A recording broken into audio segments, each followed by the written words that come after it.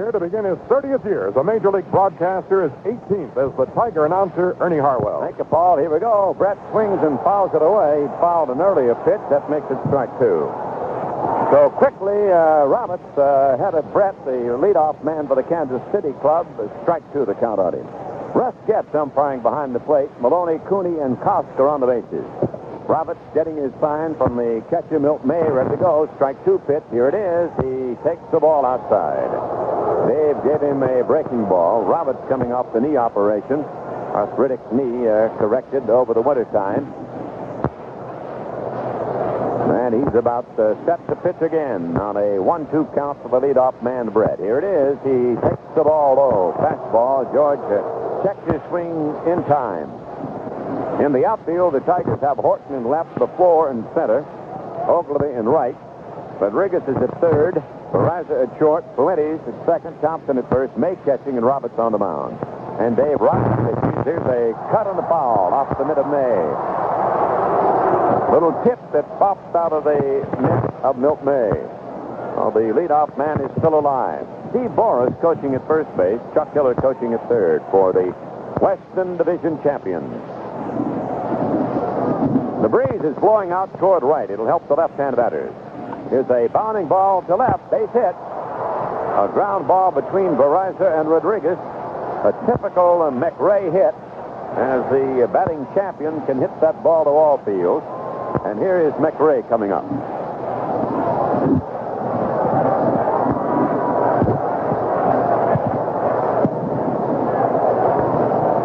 McRae was a questionable starter here today. He has a pull muscle in the thigh.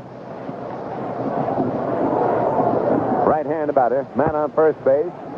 Brett, he goes. The pitch is swung on the bounding ball to third. Rodriguez knocks it down, picks it up, has to go to first. Out at first, and on to second goes Brett. They had the hit-and-run maneuver going. Otherwise, it would have been a double play. So here is Amos Otis, the Kansas City center fielder.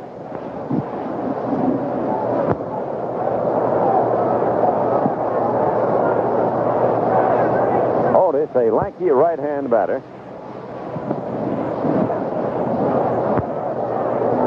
Moving up now, the infield backs up a little bit. Man on second, first inning. One man out, the game is scoreless.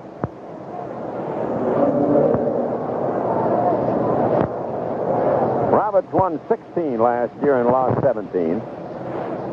He was 1-2 against the Kansas City club. Swing and a miss. Amos took a big cut at that one. Mayberry waits on deck. Otis hit .313 in the spring.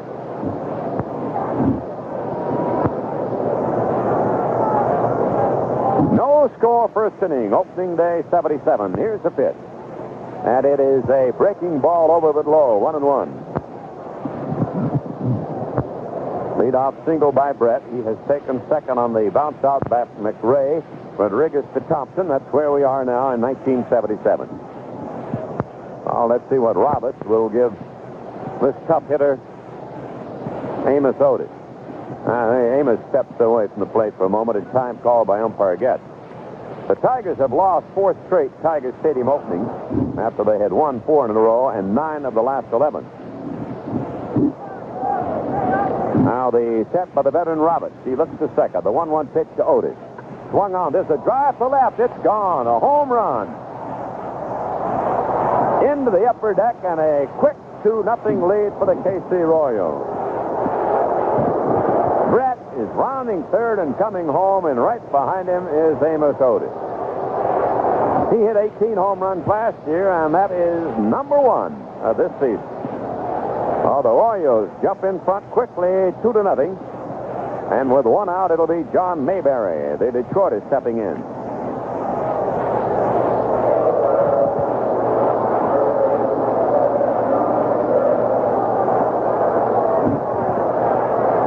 They're over-shifting on Mayberry, putting Verizza almost back of the bag at second. Rodriguez is over almost to shortstop. Cut and a miss by John.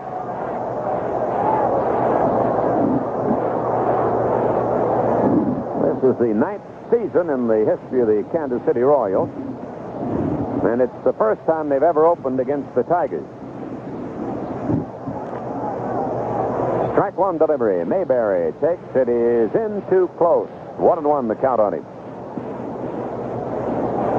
Not much doubt about that ball that Otis hit. Long fly ball into the upper deck, down the line and left. There's a ball outside. 2-1 the count on Mayberry. 2-0 the score. The Royals jumping in front. Al Cowens, the right fielder, waiting on deck. 1-2. He tip fouled that last ball, making the 1-2 count on Mayberry. Now the windup by Roberts, the left-handed deals. Here's a half swing. He checked in time.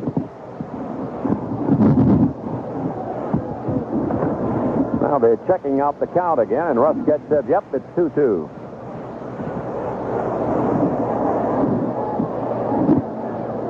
The Royals in the lead on the home run by Otis here in the opening inning. Here's a ball wide. Full count on Mayberry.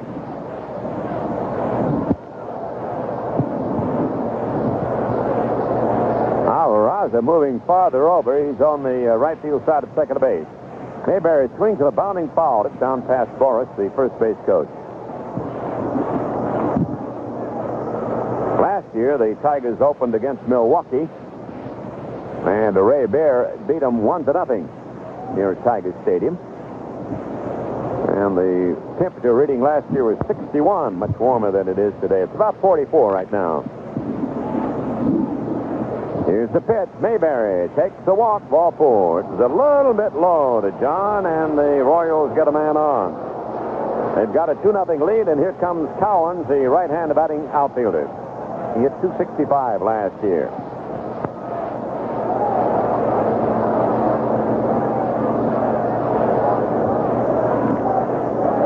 Roberts slowing up on his pitching pace right now.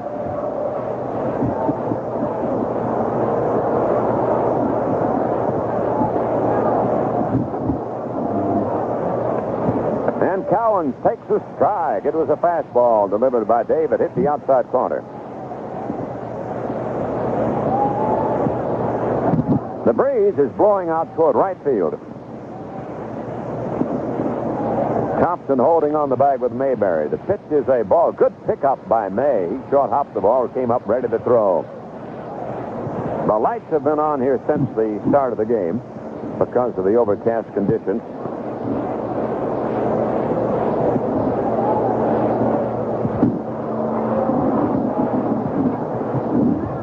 It's a fastball low. Checked his swing in time. 2-1 the count on him.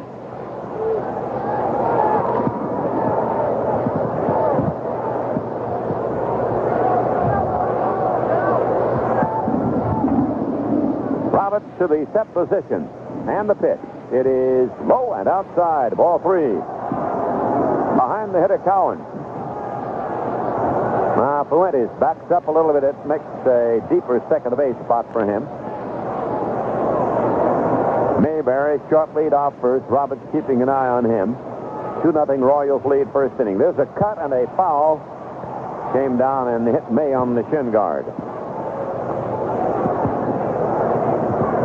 Well, we salute 73-year-old Mrs. Dorothy Irwin, attending her 55th consecutive opening day with the Tigers. Eddie Edgar is attending his 54th, and Eddie Hayes his 54th straight. Here's the set, the pitch. The runner goes. Ball is hit foul down toward third base on the ground. Mrs. Irwin gave birth to one of her sons in April of '42, but she still made that opener. And Eddie Edgar, you remember, is the featured columnist of the Observer papers, also appears on WJR. Eddie Hayes, a former sports editor of the Times and former racing commissioner. Now the 3-2 pitch again. Runner goes. There's the ball foul out of play. This one lifted over the upper deck and into the upper deck. Well, we're getting that aggressive base running again from the Royals that helped them so much last year. That running on the pitch by Brett removed the double play possibility earlier, and now they're running Mayberry.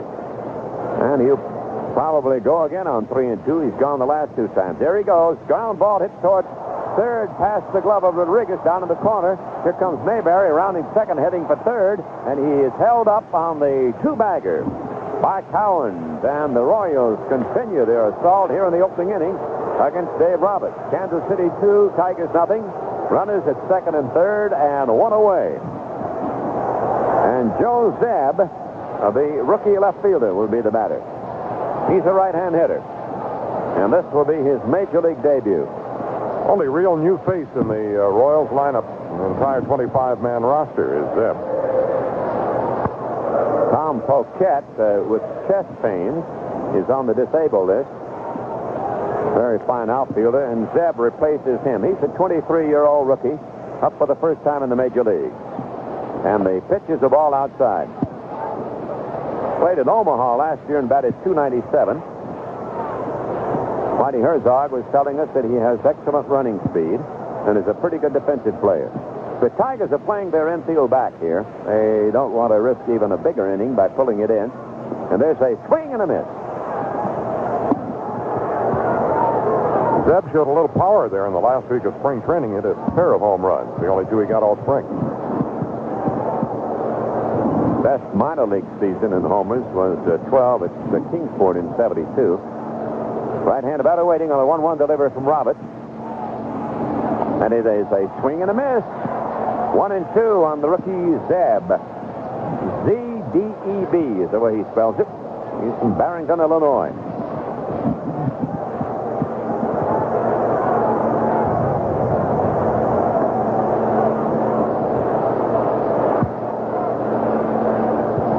Roberts to the stretch, delivers, and Zeb takes the ball in close, 2-2.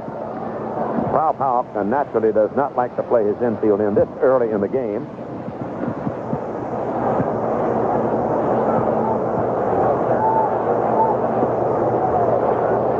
Now the set by the left-hander Roberts. Zeb waiting. Here it comes. He swings and nubs a foul on the ground over toward third.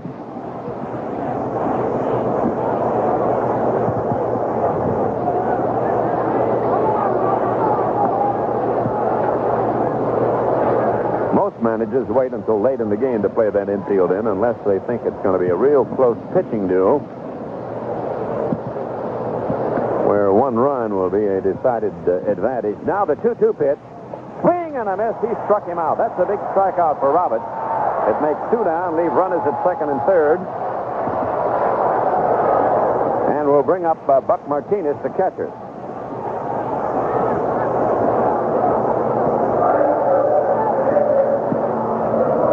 Buck's a right-hand batter.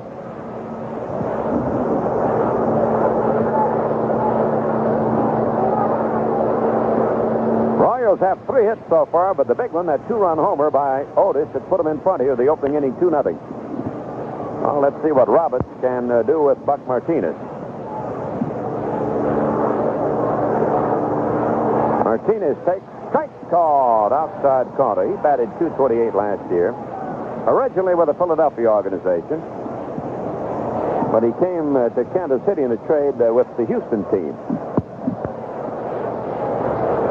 Stands deep, feet close together, infield back now, 2-0 Kansas City. It's a ball high, over the plate, but high, and the count even 1-1. Well, the Tigers today are saluting the fire department of Detroit, Chief Theodore Phillips and his gang, for the great job they did in containing the fire here at the stadium, and the firefighters and their wives are the guests of the Tigers here at opening day. Here's a ball outside. Did you get a chance to see the new press box, Ernie? No, I just saw it from the field. Yeah, same here. They've got glass up there. It looks very nice. And we appreciate the great efforts that those firefighters did to keep the old ballpark from burning down. Right. Now the pitch on the way. It's strike called. He got the outside corner. Roberts trying to get out of trouble here. He's allowed a couple of runs. 2-0 Kansas City in the lead. Freddie Patek, the little shortstop, waits on deck. Now we've gone to the 2-2 count. Martinez waiting. He cuts as a bounding ball to deep second. Fuentes has it. Here's the flip over to first. Side retired. And And that's all, but it is a productive inning for the visitors from Kansas City. They get 2 runs on 3 hits. There was a walk, no errors, and 2 runners are left. And at the end of a half inning at Tiger Stadium, the Royals 2 and Detroit coming to bat.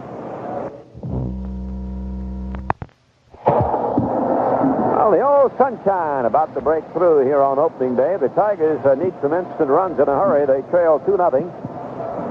Otis banging a home run in the upper deck to put the Royals in front in the first inning against Dave Roberts. So the Tigers try to start their comeback now against the left-handed Splittorff.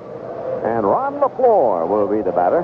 Ron had a great season last year, you remember, but was out of action the last part of it. He batted .316 at 58 stolen bases. Here's the pitch, and he looks at a strike. Splittorff, who missed a good bit of the season himself because of tendonitis of the middle finger, got back in action right at the end of last year. There's a line foul out of play.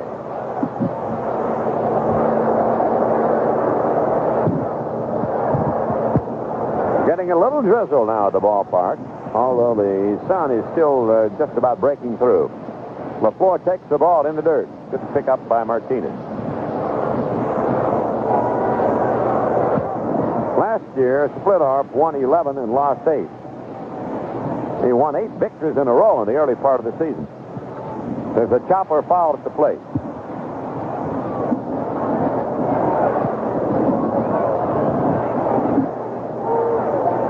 Tigers have never beaten Paul Splittorff. He's 4-0 career.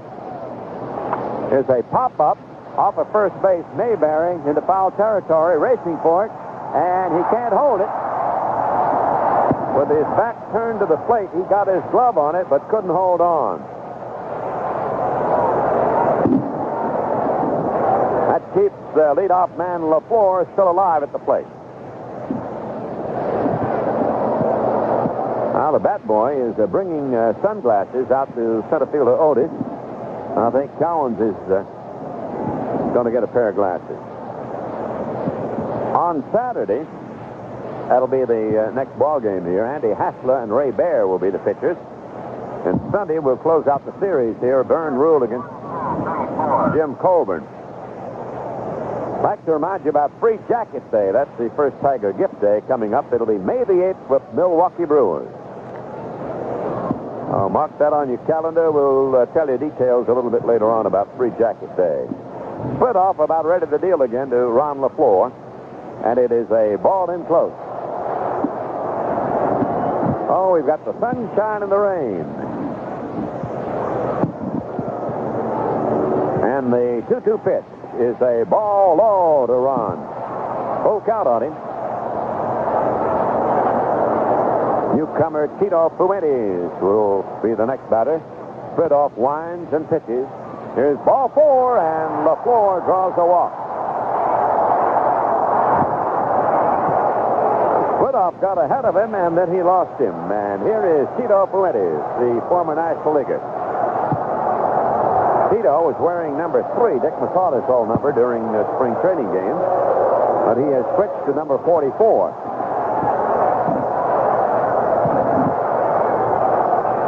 And Cowens has asked the time be called. He wants to adjust his sunglasses out there. 2-0 the score. Kansas City in the lead over the Tigers on a first-inning home run by Amos Otis. And here's Fuentes, and he looks at the ball low. Ball 1 on Tito. He's a switch batter. Began switch hitting in 1969. Originally was a right-hand batter.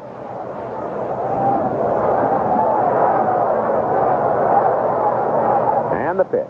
It is outside, a fastball from Splittorff. And time call. Martinez wants to go out and talk with his left-hand pitcher. George Brett comes in from third base to do a little talking to the pitcher.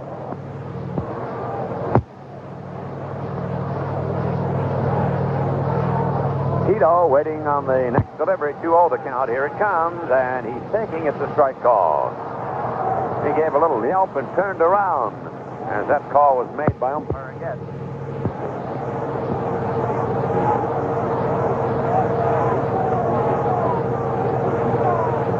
Set the pitch. It is outside. 3-1 on Fuentes.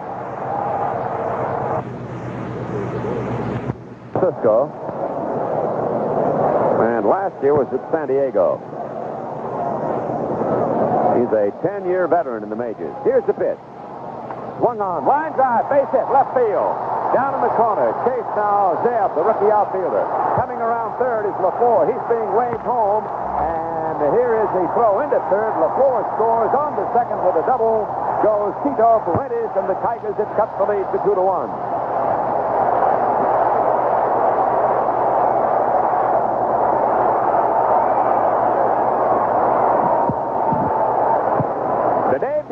Of Fuentes in the American League shows a two-base hit down in the left field corner, getting home Ron LaFleur. And now here is Rusty Staub stepping in, the designated batter. The tying run at second base. Nobody down. 2-1 the score. The Orioles lead.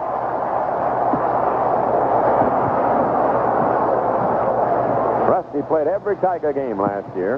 Batted .299. Swings as a line drive, base hit to right center. Here comes Fuentes rounding third. He's coming home, and the game is tied 2-2 in the first inning.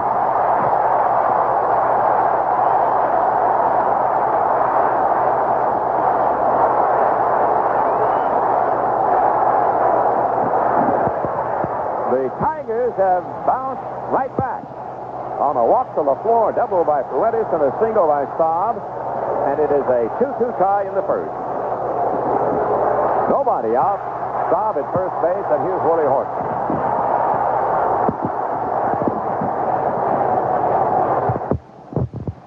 He's the veteran of all the Tigers in the batting order. Willie waiting, and the pitch is taken for a ball outside. Well, it's great to be back with baseball at Tiger Stadium, and we hope you'll be out here with us very often through the season to enjoy the Tiger action. When he looks, it's outside, 2-0 to count. Both the starters here in the opening inning have thrown a lot of pitches.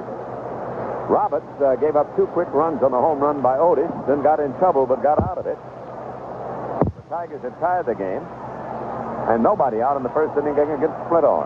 Willie swings, pops it up into short right field. Should be caught. Cowens is coming in, looking up, and he has it for the out. Cowens plays baseball too, eh? That'll bring up Jason Thompson, the left-hand hitting first baseman. Jason, off and on through the spring, has had back trouble. Seems to be all right now.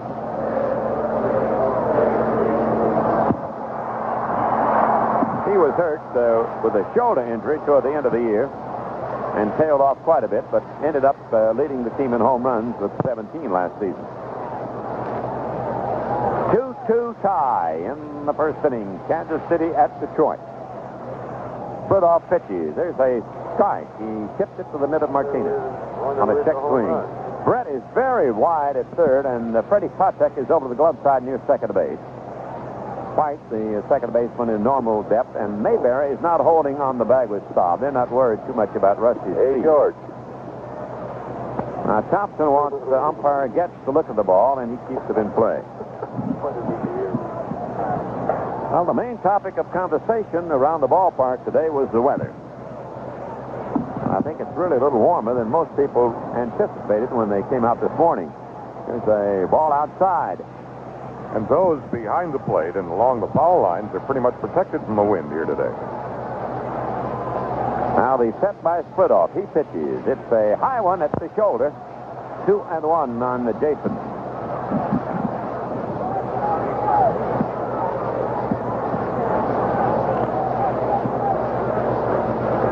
You can plug out anytime you want to. Big crowd looking on. It's the set now by Splitall and the pitch. Thompson takes it high again. The ball 3-1. 2-2 tie, first inning. This one starting out as a game for the hitters. Leonard beginning to heat up in the KC bullpen. Jason swings and misses on a fastball. They gave him the green light on 3-1. And Splitall showed him a good pitch there down around the knees. Put a good bit on it. Tigers have Ogleby on deck. Short leads for Staub at first base. The set by Splitoff. He pitches. It's a ball 4. And the base on balls to put 2 men on and bring up Banana Ben Oglivie. That is the second walk off Splitoff. 2 runs in, 2 men on, 1 man down, first inning.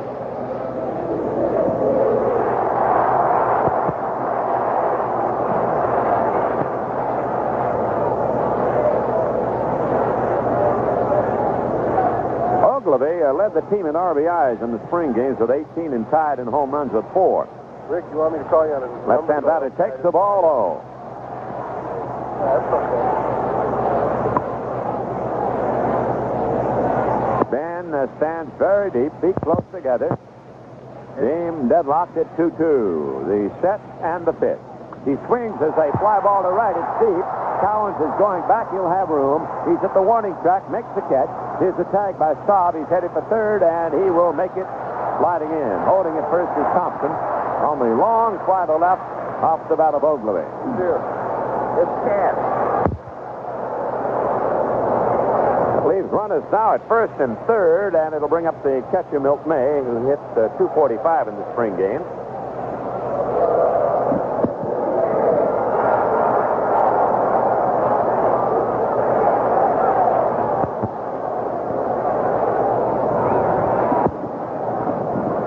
May appeared in only 6 games for the Tigers. You remember last year before he broke his ankle in that game out in Oakland. Left-hand batter against the left-hand pitcher. Milt swings, fly ball, center field. Otis is coming over. The rookie Zeb comes over and crosses in front of Amos and makes the catch. The Tigers get 2 to tie it. 2 runs on 2 hits. There were 2 walks, no errors, and 2 runners left. And at the end of 1, the Tigers 2, the Royals 2.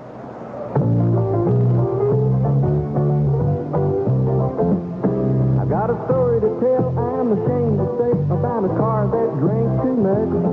Like a bar hopping chump who went from pump to pump, guzzling gas and such. The way that car was drinking gas, I should have bought it in whiskey jugs. But that was before I saw the light and bought a box of Champion Slugs. Fill her up, fill her up, fill her up with Champion. Pull out the old, plug in the new, fill her up with Champion.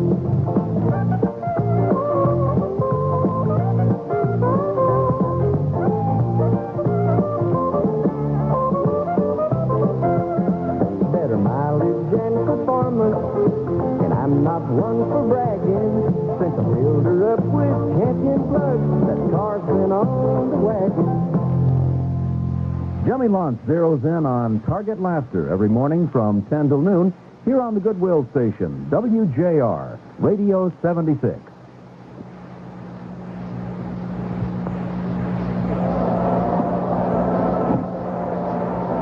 That's false for station identification. This is the Detroit Tiger Baseball Network. From Lou Gehrig to Mark Sidrich, Radio 76 has known the score. It's the kind of sports information you've come to expect from WJR Detroit. Got a regular on top. Freddie Patek at the plate, and Roberts delivers outside to Fred. Ball 1 as the second inning. Each team picking up a pair in the opening inning. Patek cuts the ground ball it slowly toward Verizza. He gobbles it up. Here's the throw to first. It's a poor throw, but Thompson comes up with it for the out. Good play by Thompson. He had to short hop that ball. A very tough throw to handle, but he did it neatly. Freddie Patek is out short to first. Here is White, the first baseman, Frank White. Homegrown product over there in Kansas City. He batted .229 last year. He's the number 9 man in the batting order.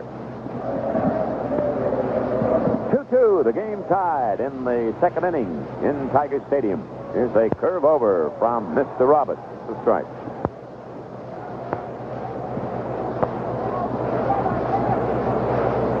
Hope to see you out here Saturday, Ray Bear against Andy Hassler in the resumption of the series. Bounding ball to third. Rodriguez has a nice hop. Throw to first in the dirt. Another good pickup by Thompson. I think the Tigers are a little tight out there. Our radio Didn't look good on that throw. He didn't look good earlier, particularly on a bouncer that he bobbled, and I thought he didn't go too well to his right on the 2-base hit in the first inning. Well, I think you're right about that, Paul. And Verizon made a poor throw, too, but it was saved by Thompson. Well, here's Brett, who led off with a single starting the 77 season. There's a strike called on the batting champion. No matter how long you've been in the majors, I think you've still got to have a special feeling about the opening day. Absolutely. And when you let up on that throw to first base, it usually is disastrous. Here's a fly ball to left. Should be caught. Horton is there. He has it, and the side retires. No runs, no hits, no errors, nobody left. At the end of 1.5 innings, Detroit 2, Kansas City 2. I didn't believe it.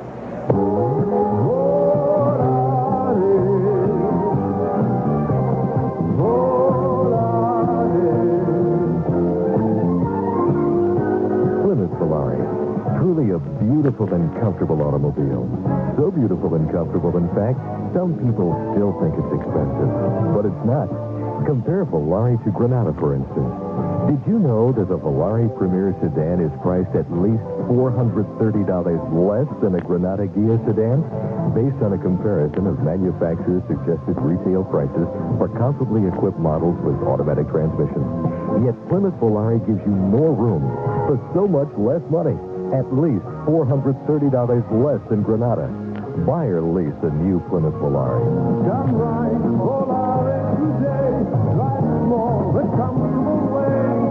Volare. See the 77 Volare at your Greater Detroit Chrysler Plymouth dealers today.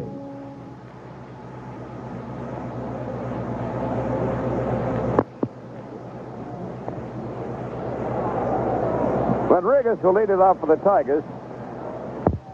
Aurelio batted only 164 in the spring game. Another one of the Tiger veterans. He's facing the left-hander from Kansas City, Paul Splittor. And Paul delivers. It's a bounding ball hit slowly on the right side. Coming over is White. Splittor covering, takes the throw from the second baseman, White. And Rodriguez is out. Mayberry got off the base there, but the ball wasn't reachable by him. But White came fast to his left and picked it up. So the play will go the second baseman of the pitcher covering. And now Tom Verizon batting number 9, and Ralph Houk's batting order steps up. Tommy hit .302 in the spring game. Out with an ankle injury toward the end of last year. He's a lot slimmer than he was at the end of last season. There's the ball low on Verizon. Game tied 2-2 in Detroit.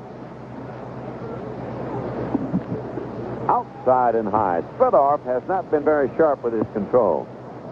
And Roberts was also off target in the opening inning, but he got him down 1-2-3 in the second. Now Splittor into the windup and delivers. Here's a bounding ball on the right side. It's through for a hit. Verizon has a ground single, one of those eye hits between White and Mayberry. That's the third hit for the Tigers, so the totals are even. 2 runs, 3 hits, and no errors for each side. Here's Ron LaFleur, who walked and then scored on Fuentes' double for the first Tiger run of the year.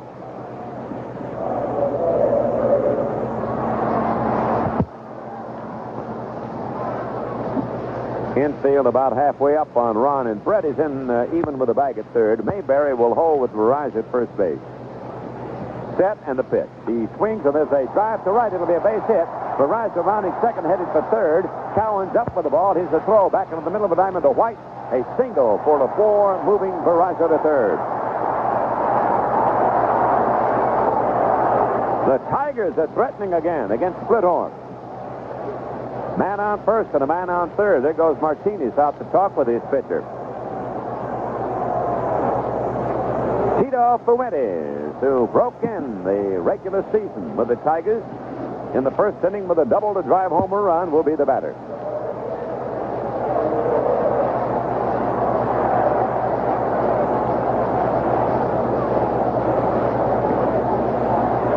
Game tied 2-2 in the second.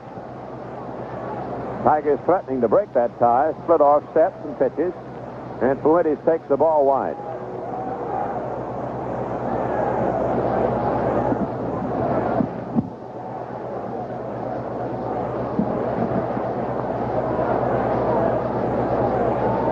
Here's a fastball wide of the plate. 2-0, the count on Tito.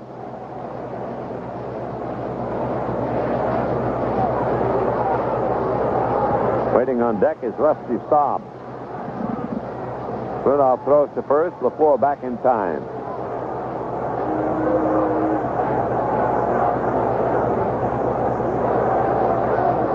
Tito stands almost on top of the plate. Here's the pitch. Swings as a bounding ball to short. Patek over to second. One. Relay to first. Double play. Hit a hard one hopper to Patek, who turned it into the double play to end the inning. And the Tiger threat goes a glimmering. No runs on the 2 hits. There were no errors. 1 man left, and at the end of 2, Kansas City 2, Detroit 2. Try and get on base in the Labatt's baseball trivia game. Here's the pitch.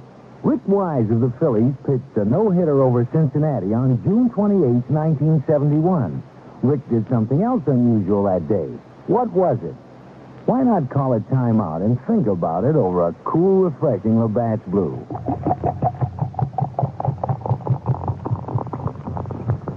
Mr. Wise not only pitched a no-hitter that day, he hit 2 home runs. Can you imagine that? What a day. Well, fans, that certainly was a great game for Rick. And what better way to celebrate a great game than with a great beer, Labatt's Blue. Call for Labatt's, brewed in Canada since 1828. Distributed by Labatt Importers Incorporated, Buffalo, New York. Labatt's Blue is available in selected markets throughout Michigan. Mark Avery helps you navigate the homeward hustle in the afternoon music hall from 3 to 6 here on Radio 76, WJR, America's great radio station.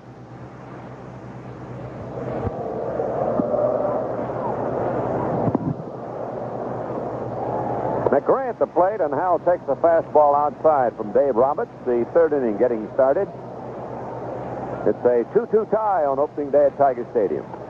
Strike. That was a fastball over above the knees on Hal McRae.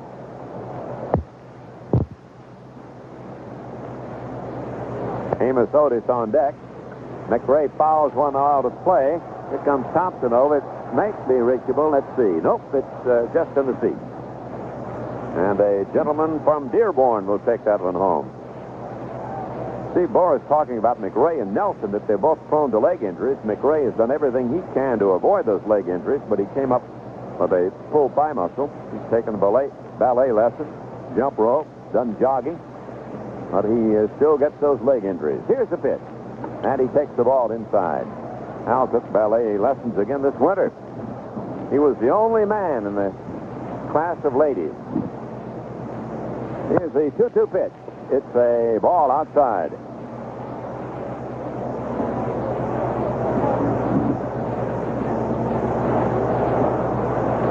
Roberts winds and pitches. McRae swings, line drive, center field. Here comes LaFleur, and he short hops the ball, can't hold it. McRae makes a big turn, skids to a stop with a single. Sinking line drive, dropping in front of Ron LaFleur. And here's the man who put 2 on the board in the opening inning for the Royals, Amos Otis. He had a long fly ball in the upper deck in left field.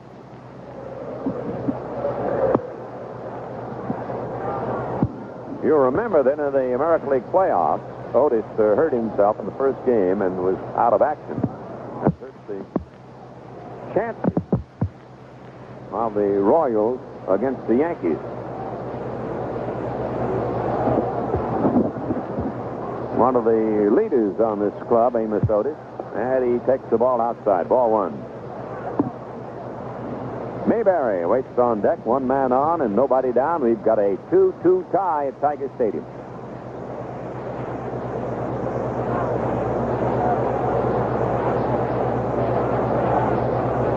McRae edging off slightly at first. The pitch, Otis swings as a fly ball to center. It's fairly deep.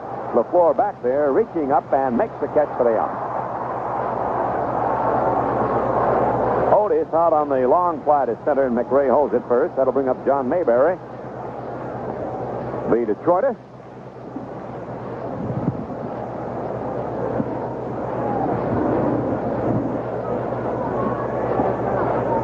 Each team with 2 runs, 4 hits, and no errors. Infield over shifting on John, not as much as they would with the bases empty. Barraza is still on the left field side of second base, but pulled way over toward the bag. Mayberry cuts a bounding foul, hit over toward the Royal dugout. What's that, Paul? Go ahead. I was going to say WJR is really in the air here this afternoon. They've got a helicopter towing the sign, WJR BPA bowling party on May 11th. I think that's Kurt Hahn up there at the controls. Maybe. Here's the set, the pitch, a foul out of play. This one on a check swing. Talking about cold weather, it was cold weather that brought an expression into our language. Should have stood in bed. They brought the fight manager, Joe Jacobs, out for the World Series here in 35, and it was so cold, he said, I should have stood in bed. Here's a ball outside the Big John, 1-2.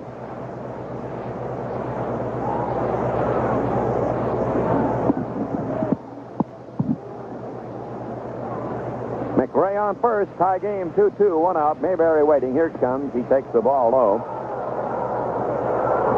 2-2 the count. Got so cold during the 1909 World Series that Captain Cook, the Arctic Explorer, left the ball game. He said, it's too cold for me. I'm going back. Here's a line shot to right. It may be fouled. It is. Ooh, that was close. About a couple of feet foul. Well, each team, after scoring in the opening inning, threatened to score more, but didn't. And then the Tigers had a threat in the second. They had runners at first and third with one away, but Fuentes hit a sharp one-hopper right to Potek for the ending inning double play.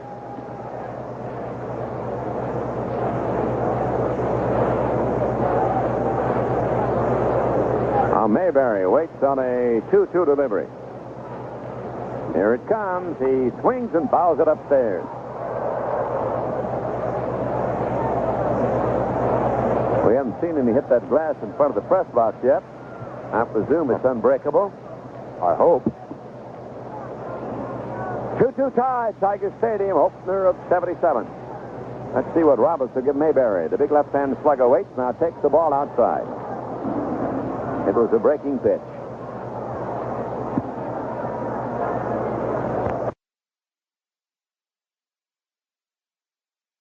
Out at second, it is a double play. McRae cut down on the strikeout. No runs, one hit, no errors, and nobody left at the end of 2.5 innings. Kansas City 2, Detroit 2. Getting oil out of the ground is one thing. Turning it into something people can use is another. It takes a lot of people with different skills and different talents to get that job done. We got people together we thought could do it better, and we called the company Marathon.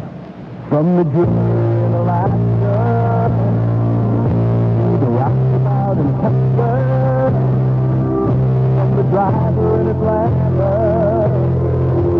to the welder in Wyoming. When we found oil, we could have left the rest of the job to somebody else. But we had this idea that we could do it better. So we got people together who thought the same way we did. We got together to do it better.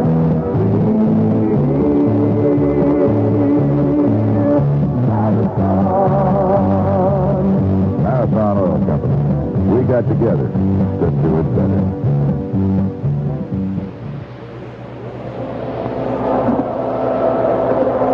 Rusty Staub will lead off. It is a 2-2 tie at Tiger Stadium in the third. Rusty singled in the first inning, driving in the tying run, scoring Fuentes from second base. So he has 1-for-1 against Splittorff, the Kansas City left-hander. And left-hander batting Staub looks at a curve across for a strike. Oh, yeah?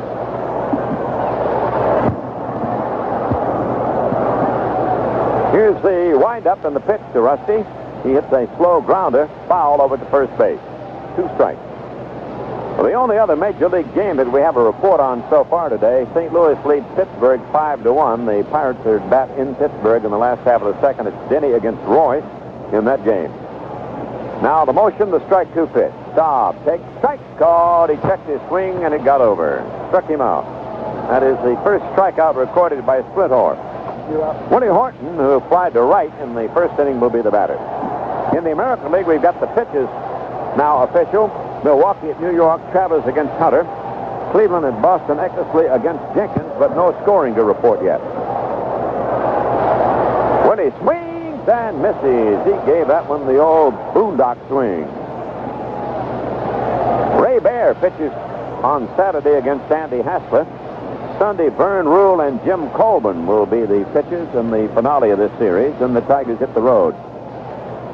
Fastball low and away to Willie, 1-1, the count on Horton.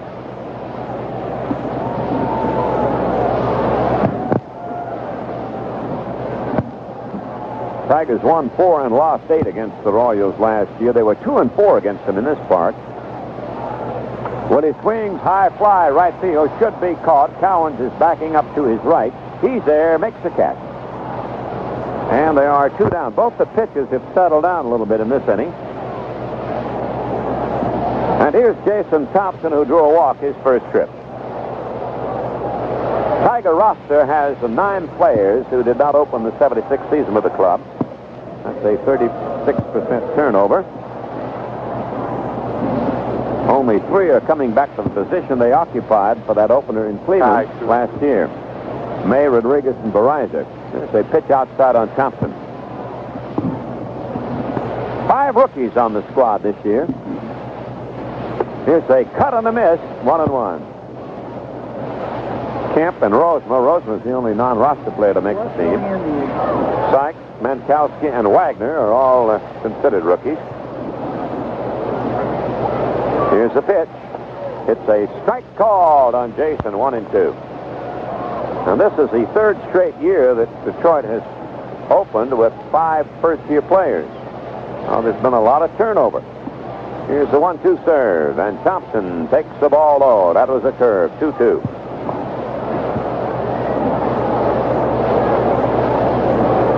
Game tied, 2-2 in the 3rd. 2 out, nobody on with Detroit. Swing and a miss. He struck him out. The ball dropped by Martinez. He tags Thompson before he can get away from the plate. Second strikeout for split off, who sets him down 1-2-3. And at the end of 3 innings, Detroit 2, Kansas City 2. City National Bank hidden behind a microphone here at a competitive bank in town that would like you to believe it pays higher interest on regular savings than City National. Sir, have you been helped? Thank you. I was wondering how your 5% regular daily interest savings account compares with City National's 5% daily interest plus continuous compounding. Well, where the big difference is in our tellers. You should get to know them. Your bankers give daily interest, right? And we're open till 6 o'clock on Friday. But City National gives you daily interest, then continuously compounds that daily interest for an effective annual yield of 5.20%. And we have convenient drive-in windows. Which is higher than your 5%, isn't it? And we make sure every customer gets a free calendar. Here, let me get you one. I'll just feel you. Well, folks, if you're more interested in getting the highest bank interest possible than in getting free calendars, save at City National, where you get the best bank savings deal in town. City National Bank. Also available at National Bank of Rochester, First National Bank of Plymouth, and First Citizens Bank in Troy. Members FDIC. Warren Pierce presides over Detroit's radio entertainment extravaganza, evenings from 7 till 10, here on the Goodwill Station, WJR.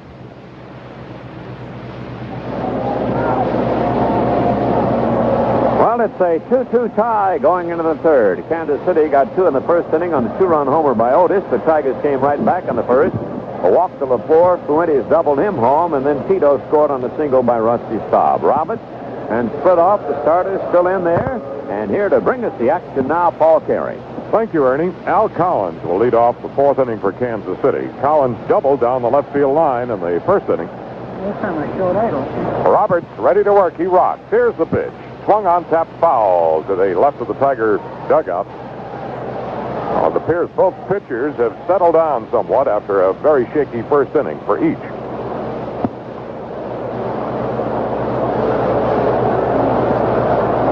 Roberts getting the sign from Mills May. Into the motion. Here's the pitch. Fouled again. Same spot. Chuck Killer, the 3rd base coach, is going to field this one.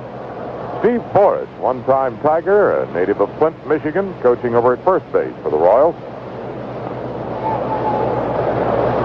Plate umpire Russ Getz is trying to find a baseball that looks like it's worthy of being used.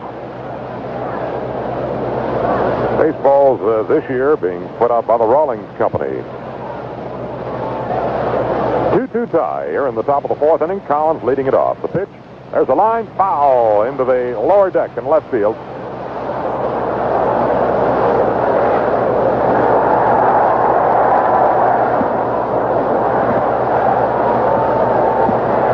Got one game tonight in the American League. The California Angels playing at Seattle.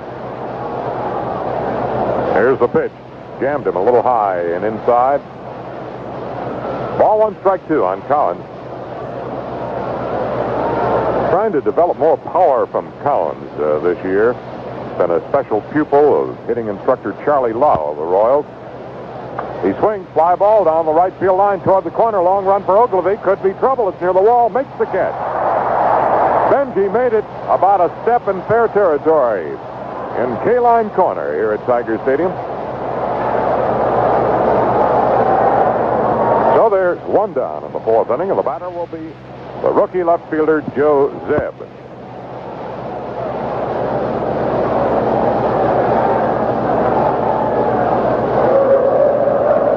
Zeb, a native of Illinois, attended the University of Illinois, getting his first crack at Major League ball. He takes one outside for ball one.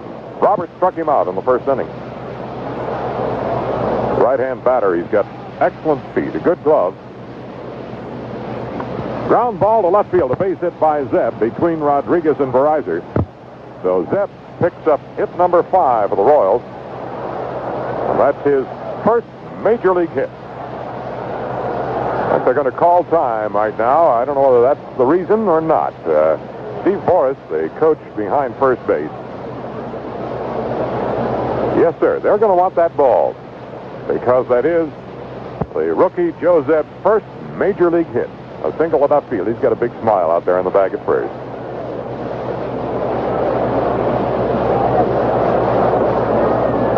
Now here's Buck Martinez, the Royals catcher.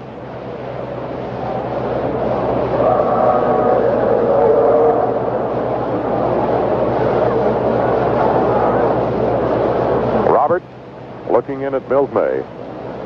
Zeb with a pretty good lead at first. The pitch to the plate. Low and inside, ball one. Darrell Porter, acquired by the Royals from Milwaukee during the offseason, will be doing a lot of the catching for the Royals. But with the left-hander Roberts starting, Porter, left-hand batter, kept out of the lineup today. The stretch now by Roberts. Zeb goes. The pitch is swung on. A base hit to right center field. Charged by Ogilvie. Heading for third is Zeb. Here's the throw. Cut off by Verizon. No, it goes through and safe at third, although Rodriguez is arguing. Third base umpire Greg Koss called him safe. Now Houck comes out. I thought Verizon was cutting the ball off to try to keep Martinez at first. And he let it go right through to him, and it was very close at third base. But Koss called him safe. And Houck argues for a short while, heads back to the Tiger dugout. So the Royals with a chance to take the lead here. They've got a scoring threat. Runners at first and third. And one out. The batter will be Patek. Little Freddie bounced out to short his first time up. Set by Roberts. The pitch to Patek. Ground ball toward short. Hit slowly. Verizon will go to second for one. The relay, no relay. They just get one, and the tie is broken as Zeb comes in to score. Ball not hit very sharply. It was just not possible to get a double play out of it. He did not have a play on Zeb, who started quickly from third, heading home. So Patek gets an RBI on his force out at second of Martinez. Patek at first now with two down, and the batter will be Frank White.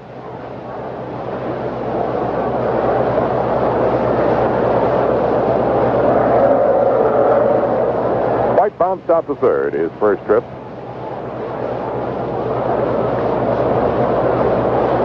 Three to 2, Kansas City leading the Tigers. A little outside for ball one. With one out, Zeb single to left. Martinez moved him to third with a single to right. Zeb scoring the tie-breaking run on the force out at second. Paddock with excellent speed is driven back to the bag on the toss over there by Roberts. Paddock stole 51 bases last year for the Royals. They had a lot of steals. That club. Another toss to first, and Patek Gets back easily.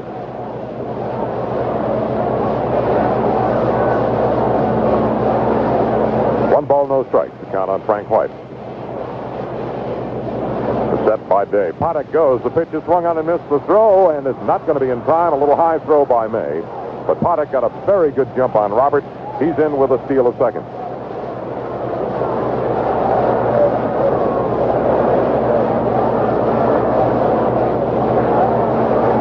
Well, the batter, White, tried to help the runner, and he did to a degree, certainly. The pitch was not in the strike zone, I don't believe, but White went swinging the bat anyway. One ball, one strike now on White. Paddock in scoring position at second base with 2 down here in the top of the 4th inning.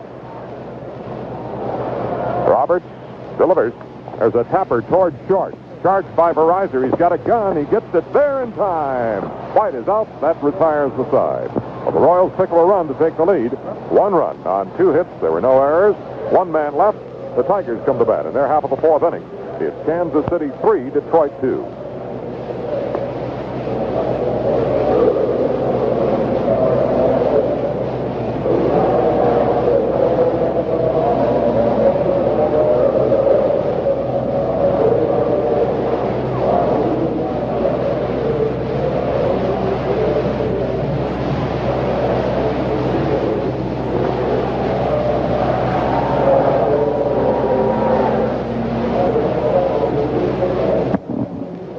Well, the Tigers and the Royals were tied 2-2 until there in the 4th inning. And the ball hit off the bat of Patek just a little bit too slow to hit to get the DP. And Fuentes did a good job in holding the ball. If he had thrown it, he might have thrown it away and caused further trouble. But he wisely held on to it. And the run scored, but that was all the damage done.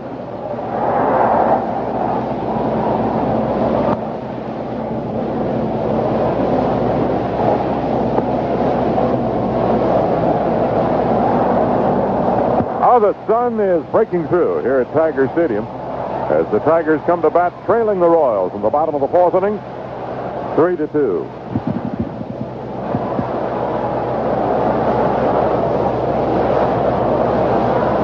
Up a picturesque bunting out here at Tiger Stadium along the upper deck railing. On the mound is Paul Fliddorf, who has settled down after a rocky start. Giving up 2 hits in each of the first 2 innings, he set the Tigers down in order in the 3rd. Here's Ben Oglivie. He takes one low for ball 1. Oglivie fly deep to right his first time up. Benji, a strong hitter this spring for the Tigers, a consistent year last year. There's a bouncer to first. Mayberry scoops it up. He'll make the play unassisted on Oglivie. 1 up and 1 away in the Tiger 4th inning. Let's pause for station identification. This is the Detroit Tiger Baseball Network. Jay Roberts guides you to the new dawn on Night Flight, evenings at 11:30. It's friendship that you've come to expect. From WJR Detroit.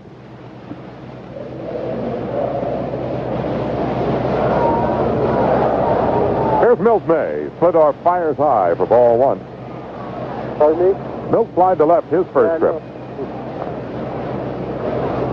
Played in only 6 games last season for the Tigers before wrecking his ankle. Ball 2, it's low to Milt. This is the opener of what amounts to a 3-game series between the Royals and the Tigers. Single game Saturday and Sunday afternoons. A foul at the plate rolling toward the backstop. Breeze blowing toward center field, actually toward right center field. And a lot of blue sky now above, the sun shining brightly. The pitch. There's a fly ball down the left field line toward the corner. It's slicing near the line. It'll be foul and out of reach of Zeb down beyond the Tiger bullpen. Pulled around toward center field with the left hand hitting May. And it dropped foul about 10 feet. 2 balls, 2 strikes on May. Well, tomorrow, Good Friday, is an off day in the schedule. The second game of the series coming up Saturday afternoon. Ray Bear for Detroit against Andy Hassler of the Royals.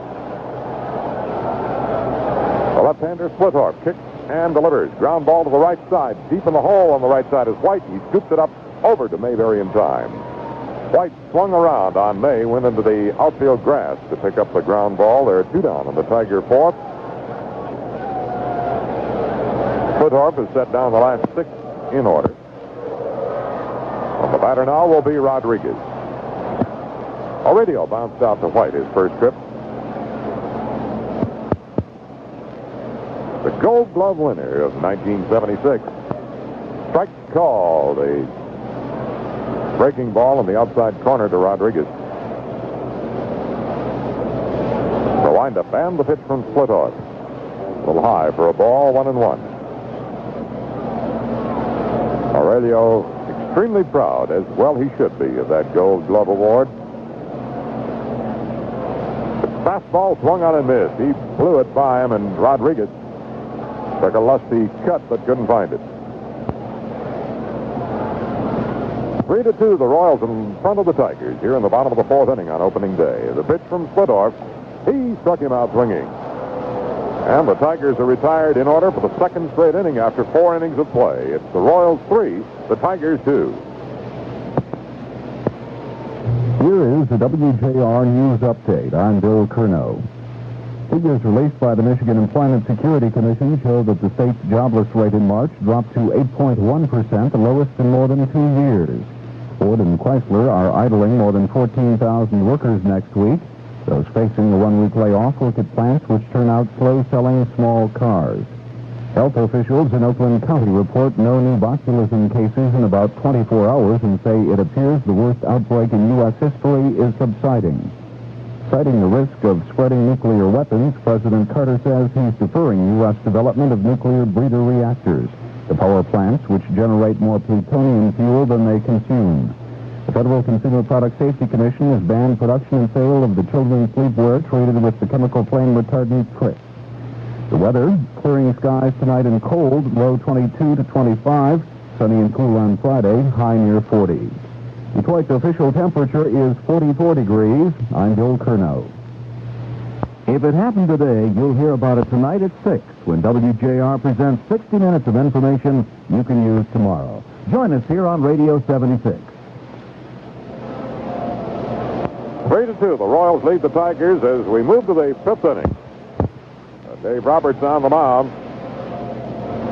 Gave up 2 runs to the Royals in the 1st inning on a homer by Amos Otis following a leadoff single by George Brett. The Royals breaking the tie on the 4th on back-to-back singles by Zeb and Martinez and a bounce out by Patek. Tigers got their 2 in the 1st inning. LaFleur walked and scored on a double into the corner by Fuentes, and then Saab singled Fuentes home to tie the game at that point. It's 3-2 Kansas City now as Brett leads off for the Royals here in the 5th inning. He singled and scored ahead of Otis's homer in the 1st. High for ball 1 to George.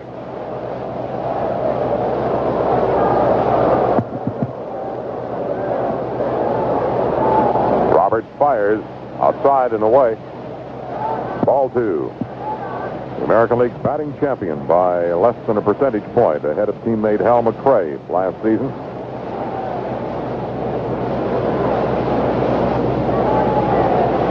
Now Dave kicks and fires. Fly ball lifted to short right field. Ogilvy coming in. Benji is there. He has it. A 1 out on the Royals' 5th inning. We'll bring up Hal McRae. 1 for 2. McRae singled his last trip.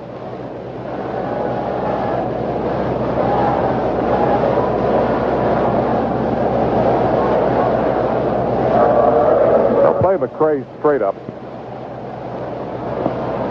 It's over for a called strike to Hal. 2 excellent batsmen here at the top of the batting order for the Royals, and Brett and McRae. They'll go with the pitch and to all fields. On the corner for a strike, Roberts quickly ahead with a 2-strike count on McRae. Now Dave is ready. He pitches outside.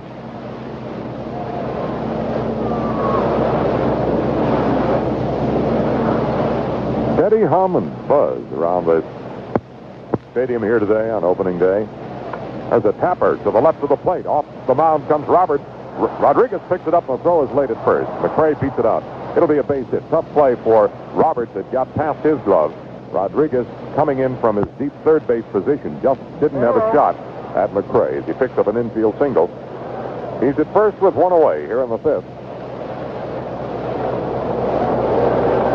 And the batter will be Otis Amos, famous Amos, as they call him in Kansas City. It's that home run with a man aboard in the first inning. Fly deep to LaFleur the last time out.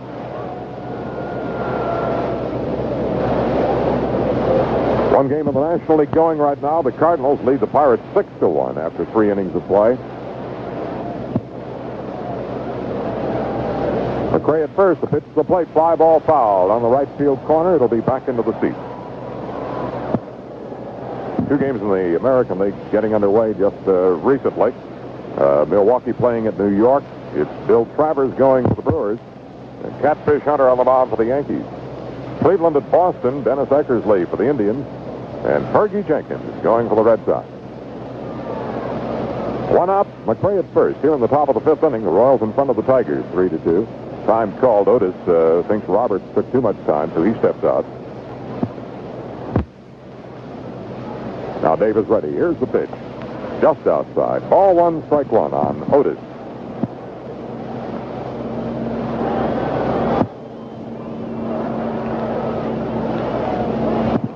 Sun hidden for the moment by some clouds overhead.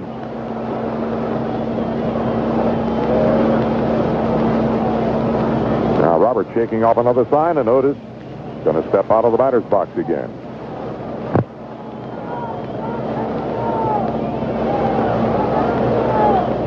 McRae edges away from the bag at first. Thompson holding there. The pitch to the plate. Inside, ball 2.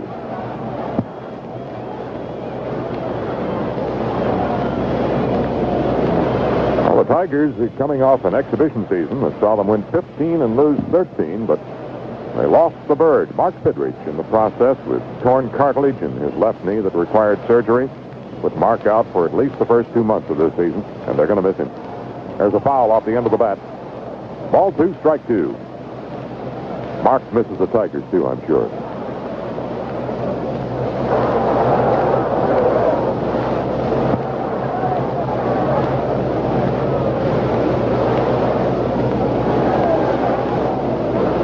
The battle continuing between Roberts and Otis, and Roberts is going to kind of relieve it with a little lob toss to first base.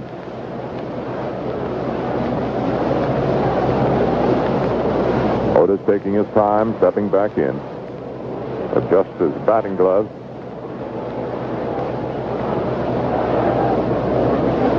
Now Roberts looks at first. Here's the pitch. Swung on, fly ball, deep center field. LaFleur starts back, still going back near the flagpole. On the warning track, he can't get it. It's behind him, off the wall. Bounces back onto the field. McRae, who had to hold, is heading for third, and stopping at second is Otis with a 2-bagger. That ball was hit to the farthest part of this ballpark. It hit on the fence, on the gate, beyond the flagpole in center field, just slightly to the left of center field, about 440 feet away. So Otis at second with his double, moving McRae to third. 1 out, and the batter will be big, bad John Mayberry. Hit number 8 for the Royals.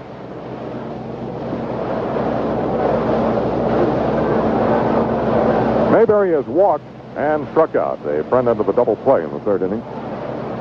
Tigers not overshifting. The left side of the infield is moving up. The pitch. There's a fly ball to right field. It's fairly deep, but Oglivie will have the room. I believe now the wind takes it. He's near the wall. It is gone. That one stayed up and just lofted into the upper deck in section 36. A 3-run homer for Mayberry, and the Royals now lead it 6-2. McRae scores. Otis scores. Here comes Mayberry with his first homer of the season. That ball got up in the breeze, blowing out toward the right field seat. Oglivie started back, flipped the glasses down, looked like he had a shot at it, and it caught the jet stream and carried it right into the upper deck.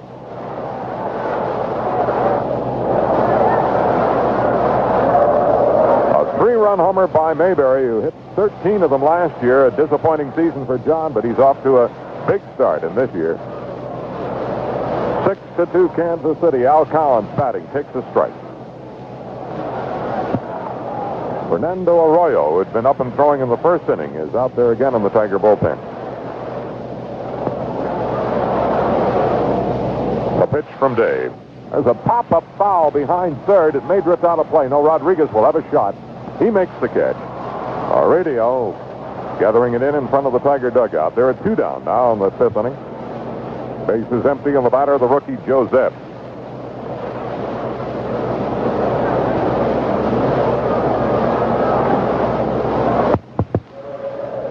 The Tigers have not done well recently in opening day games.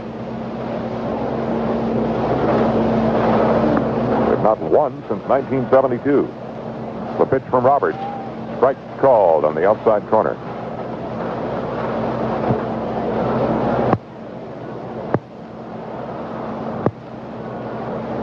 Now Roberts kicks and delivers. Swung on and missed. Changed up on him that time, and Zeb was way out in front of it. A 3-run homer by Mayberry here in the 5th inning, boosting the Kansas City lead to 4 runs, 6-2.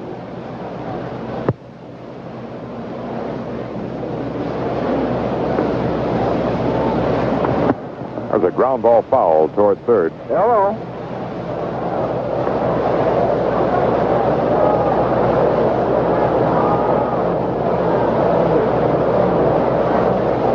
Two strikes on Zeb.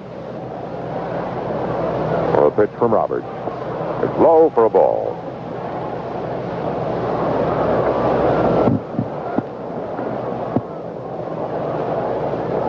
Now Dave comes right back with a 1-2 pitch. Swung on, tapped out in front of the plate. Roberts off the mound in a hurry. Gloves it, throws to first, just got him. Good play by Dave. That retires the side in the 5th inning, but lots of damage done by the Royals. They picked up 3 runs on 3 hits. There were no errors. Nobody left on base. The Tigers come to bat in their half of the 5th inning. Now trailing, Kansas City 6, the Tigers 2. Because Cordoba, performance, it's classic study, but something of which I am most proud is uncommon value. This becomes apparent when Cordoba is compared to other fine automobiles. Pontiac Grand Prix, for example. Cordoba has more room for more passenger comfort, more luggage space. Cordoba even has a wider track. Most interesting. Then there are those features that cannot be compared, like Cordoba's exclusive lean burn engine for smooth performance. Yet, the Cordoba S is priced no more than Grand Prix. Price comparison based on manufacturer's suggested prices of comparably equipped vehicles. Cordoba, truly an uncommon value among fine automobiles. See the 77 Cordoba S at your Greater Detroit Chrysler Plymouth dealers today.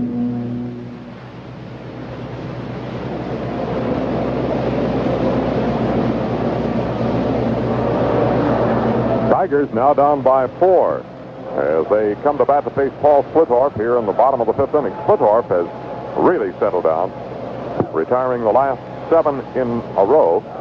He has struck out 2 and walked 2. Here's Tom Verizor, who singled his only time up. He takes a strike. I understand we're getting a little bit of a line problem from the stadium. It's low for a ball. There's been some static, some cracks and popping, and perhaps we can have it adjusted and corrected before the game is over. Outside for a ball, 2-1 on Tom Verizor. Always some things to take care of on opening day that weren't taken care of before. There's a sharply hit ground ball under the glove of Paddock into left field. A base hit. Paddock moving to his left, and the ball didn't come up to the glove. Verizor on with his second straight single. And here's Ron LaFleur, who has walked in singles. Well, as you know, they had that fire this winter here at Tiger Stadium, and a lot of the wiring around the stadium was simply burned up. They've had to replace almost everything, and some of it has not been. Ground ball. Mayberry gloves it, goes to second for 1. The relay, not in time. Mayberry was off the bag, didn't get back in time. He was so quick fielding the ball, firing to Patek for the force on Verizor. He turned around, and LaFleur's speed beat Mayberry to the bag. so it goes as a simple force out at second base.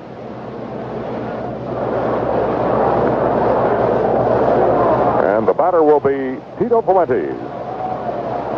Tito has doubled in a Tiger run, then bounced into a quick double play.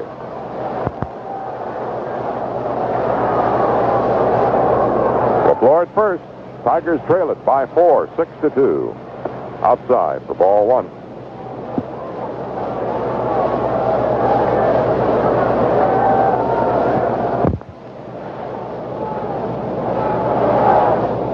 Set by Splittorff. The pitch to the plate.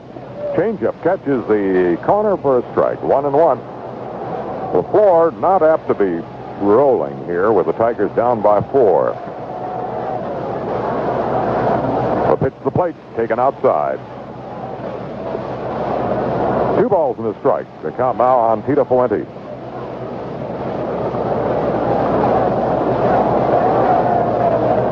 Set by Splittorff. He looks at LaFleur. Ron goes. There's a sharp ground ball to Paddock. The second for 1. The relay. Double play. And that retires the Tigers in the 5th inning. No runs, 1 hit, no errors, and nobody left. After 5, it's Kansas City 6, the Tigers 2. From the pot wild down in the shore of Louisiana, right back home in Tennessee. Getting all out of the ground is one thing. Turning into something people can use is another. We got people together we thought could do it better. And we called the company Marathon. On the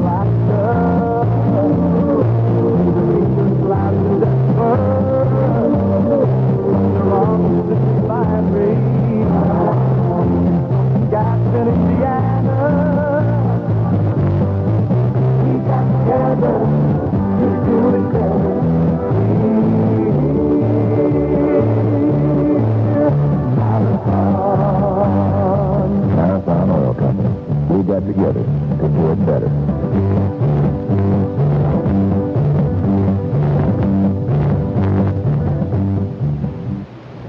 This game is being brought to you by Labatt's, brewed in Canada since 1828. By your greater Detroit Chrysler Plymouth dealers. See all their 77 models. By Marathon Oil Company, people who got together to do it better. By the Champion Spark Plug Company. The fresher your plug, the better your mileage. By City National Bank, where you get the best bank savings deal in town. By Sears, where America shops. And by the Detroit News, who extend their best wishes for a winning season. Go Tigers. Now, back to Ernie Hartwell and Paul Terry for more baseball action. The Kansas City Royals here in the 6th inning. Fernando Arroyo taking over for starter Dave Roberts. Roberts going 5. Buck Martinez at the plate. He takes a strike. Well, Roberts allowed 6 runs, 9 hits. He walked 1 and struck out 2. Arroyo with Evansville most of the year last year in 44 games as a relief pitcher. A bouncer toward short, charged by Verizor. He's got it over to first. Thompson digs it off the top of the ground for the putout. Well, there's 1 down in the top of the 6th inning. And the batter will be Freddie Patek.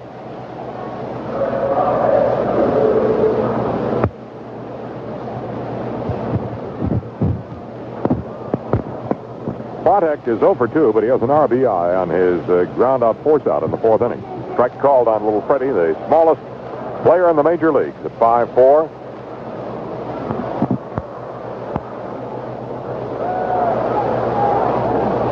A hustler with excellent speed. Swings and misses. Strike 2 on Patek.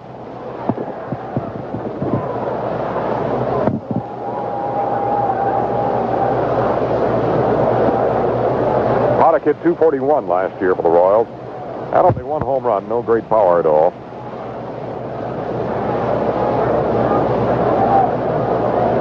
Arroyo delivers. There's a chopper foul over toward the Tiger dugout. Count remains 2 strikes on Patek. Well, the Red Sox got a run in the 1st inning. They lead Cleveland 1-0. No score yet on the Milwaukee Yankee game. Cardinals in front of Pittsburgh 6-1 in the fifth inning of their game at Pittsburgh. The two-strike pitch. Swung on a ground ball to short. Back in the hole is Verizon. He braces, throws, got him. Very close, but he got him. Good throw by Tommy that time. Tried to brace himself deep in the hole. The back foot slid on him a little bit. So there are 2 out with nobody aboard, and the batter will be Frank White. He's been put out twice by the Tiger infield. Rodriguez and Verizon handling ground balls.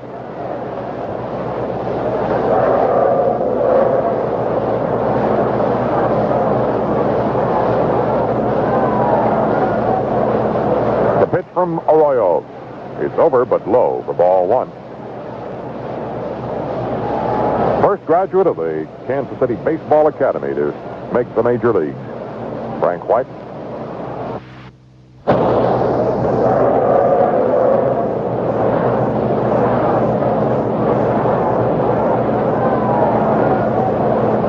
The pitch from Arroyo. It's over, but low for ball 1. First graduate of the Kansas City Baseball Academy to make the major leagues, Frank White. Strike called, clipped the inside corner. We've gotten information now on the game at Baltimore. The Rangers opening with the Orioles in Baltimore. And the starting pitchers were not sent along, but there's no score after 2 innings there. It's low for a ball, 2-1 on White. 2 out, bases empty. The Royals have a 6-2 lead. Big blows in the game. The 2-run homer by Otis in the first inning, and the 3-run home run by John Mayberry in the fifth. Arroyo delivers. Fouled behind the plate.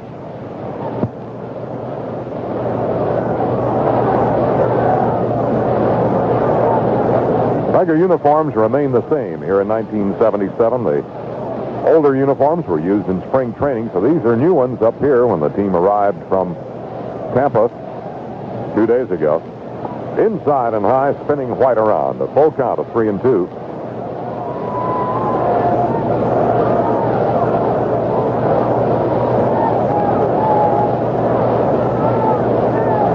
On deck, George Brett. 2 out. The 3-2 pitch. Ground ball to short. Verizon charging. Gets the hop. The throw to Thompson. Got him. And the Royals are set down in order by Arroyo after 5.5 innings of play. It's Kansas City 6, the Tigers 2. Jimmy Lawrence, Masters mid-mornings on Radio 76. Just to give you an idea of how bad this coffee thing is, a San Francisco bar. We saw Davison at Oakland. There was a truck blocking the left lane. Look out. The color psychologist, by the way, said that there's a reason why the color red shows up on so many Valentines. Okay, I'm making plans already. What do you say we all meet out at City County Building and run through the sprinklers? Join Jimmy Lawrence from 10 to noon on Radio 76 WJR. Where's the squid? Walking around over here. I'm not talking about horoscope. No, I'm talking about horoscope and Ian Sonati again. You could win up to $10,000 instantly. Or qualify for $1 million elimination draw. How you saying this out? Oh, yeah. Introducing Horoscope, the new instant lottery game. Well, as signs say, it could be the greatest instant lottery game ever. Now, clench your hands twice and hold your breath while I dance around the table. My soup is getting cold. Michigan Bureau of State Lottery.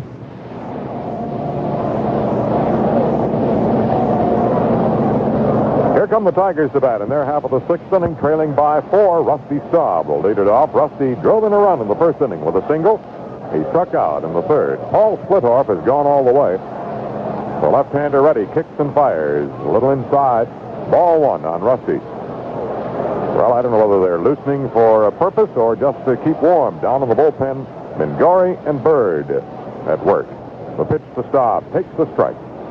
1-1 on Rusty. What a productive year he had last year for the Tigers, driving in 96 runs, hitting .299. Staub takes inside and low, 2-1.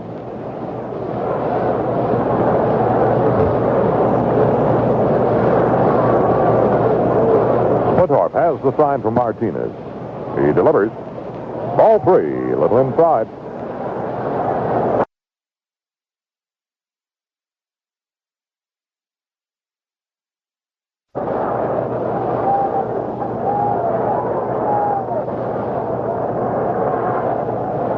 windup by Splittorf. The pitch.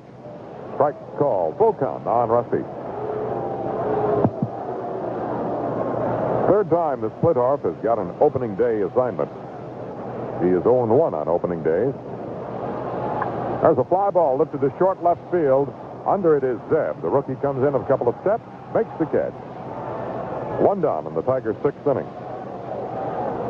The Tigers have had one hit since the second inning. A single in the fifth by Verizon. Here's Willie Horton. Willie feels like a rookie today. Playing left field for the first time in 3 seasons, really. After being a DH the last 2 years, nothing but being a DH. Outside for ball one. So far today, Horton has flied out twice to right.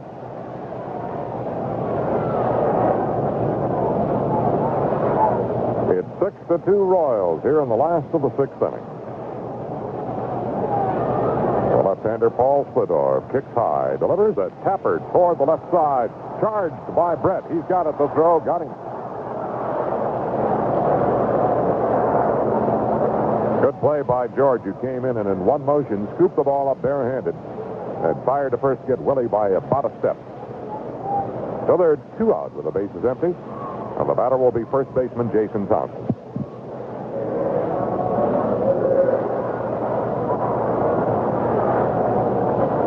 Jason determined to go with some of those outside pitches he got toward the end of the year last year. There's a fastball high and away, ball one. Showed remarkable poise with little seasoning coming up with the Tigers early in the season. There's the strike called, 1-1 on Jason.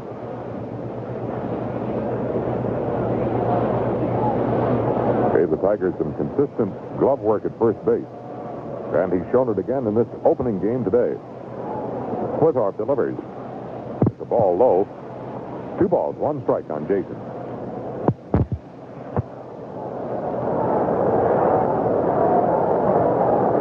The windup, the pitch. Ball 3. 3-1 on Thompson with 2 out, bases empty. Tigers with 2 runs on 5 hits. The Royals 6 runs, 9 hits.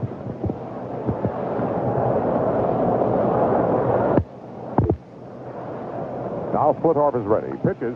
There's a fly ball sliced to deep left center field. Otis goes back. He's under it now and makes the catch.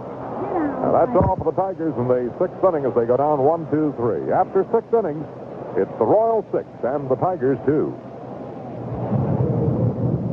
City National Bank hidden behind a microphone here, the competitive bank in town that would like you to believe it pays higher interest on regular savings than City National. Sir, have you been helped? Thank you. I was wondering how your 5% regular daily interest savings account compares with City National's 5% daily interest plus continuous compounding. Well, where the big difference is in our tellers. You should get to know them.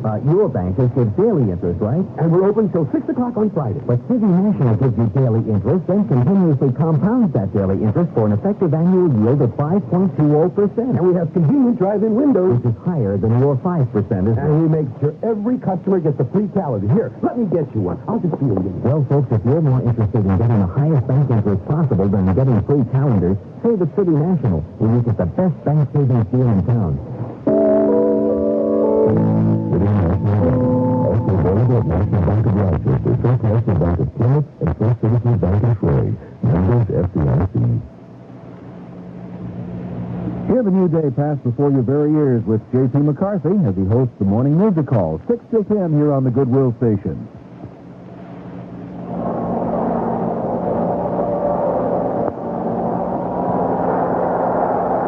Opening day, 1977, and the Royals have a healthy 4-run lead after 6 innings of play. The big 3-run homer by John Mayberry in the 5th inning. Breaking up what was a tight one at that point. Each club with a pair of runs in the first inning. The Royals moved ahead with a run in the 4th. And then Mayberry put them ahead 6-2. We're in the 7th. Now back for the play-by-play. Here's Ernie. Thank you, Paul. Here's Brett at the plate. George Brett, the leadoff man, and he takes a strike call. Brett had a single in the first inning, flat out the next 2 times. He's a 1 for 3. Nando Arroyo, the reliever, goes to work, fires a fastball low to Brett, and the count even 1-1. Arroyo came on in the 6th inning, got the 3 men he faced, all on bounce outs to Tom Barraza, the Tigers shortstop. Roberts, the starter. Here's the pitch. Brett looks, it's in too close. 2-1 the count on him now. It's been the Kansas City home run power that has projected him into the lead. 2-run homer by Otis, a 3-run homer by Mayberry. The difference in the ball game. Brett taps a foul over toward the Royal bench, and the count on George is 2 balls and 2 strikes. Now, Gale and Gordon Nixon are here today, and they want to send their anniversary greetings to their parents, Clark and Hattie Nixon of Howell, celebrating their 58th wedding anniversary, and long-time Tiger fans. Waiting on a 2-2 pitch now is Brett. Here it comes. He swings on a little roller hit toward first base. Thompson fields it, tosses to Arroyo. They get him. Good play by those two. And there's 1 up and 1 away. Here's Hal McRae, who has bounced to third and singled twice. He was the first man of the game to pick up 2 hits. Amos Otis also has 2 now. And for the Tigers, Tommy Verizza, the only Detroiter with more than 1 hit. He has 2 for 2. Here's McRae, right-hand batter, stands deep, very relaxed looking at the plate, swings and misses.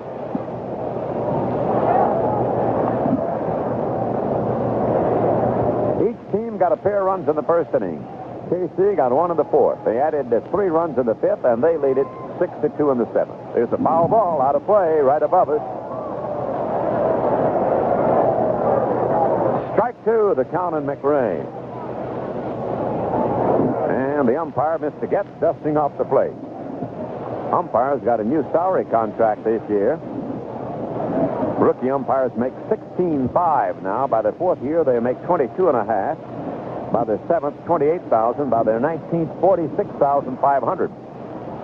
There's a ball outside, 1-2.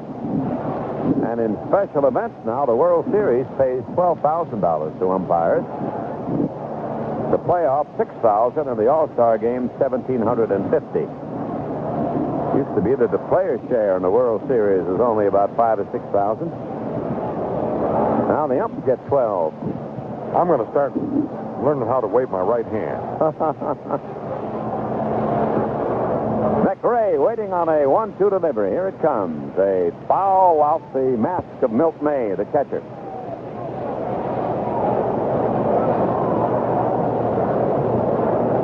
Well, the Tigers' runs all came in the first inning. A walk to the floor, double by Fuentes, sent him home.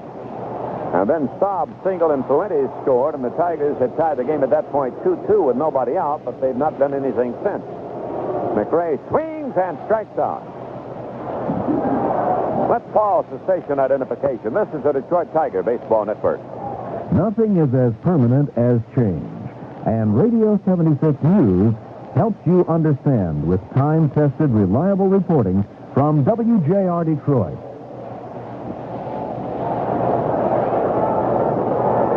That was the first strikeout by Nando Arroyo. And Otis will be the batter now. He's had a home run and a double in 3 trips. He and Mayberry have been the big guns. His double was a tremendous fly ball 440 feet away. There's another hit for Otis. A line shot into center. That is the first hit since Arroyo took over. Otis is now the leading hitter for the 2 teams with 3, a single, a double, and a home run. John Mayberry stepping up.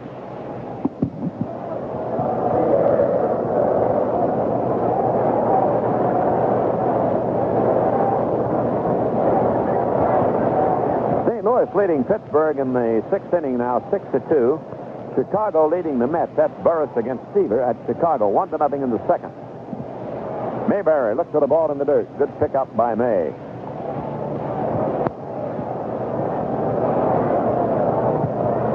Kansas City with a good hitting team, and also they have fine running speed.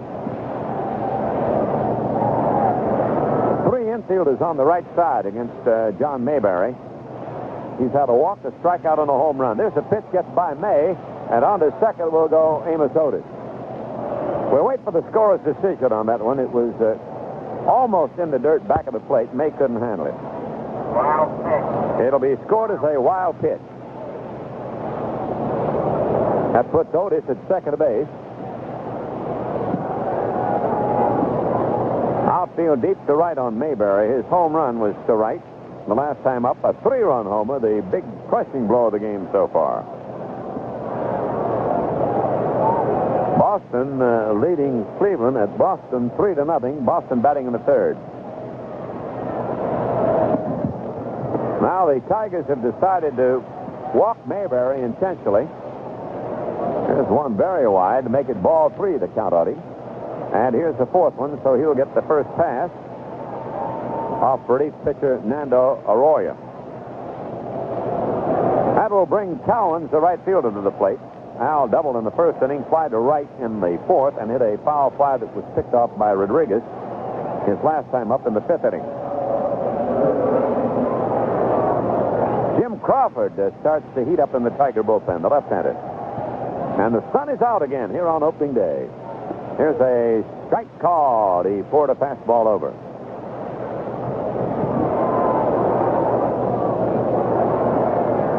Arroyo, a native of Sacramento, California. 25 years old. Delivers. It's a strike. He was the 10th pick for the Tigers in their June 1970 free agent draft. And started out at Bristol in 70 and moved on up through the chain. Now the strike 2 delivery. Swing and a tapper foul. It'll roll over to Chuck Hiller, the third base coach.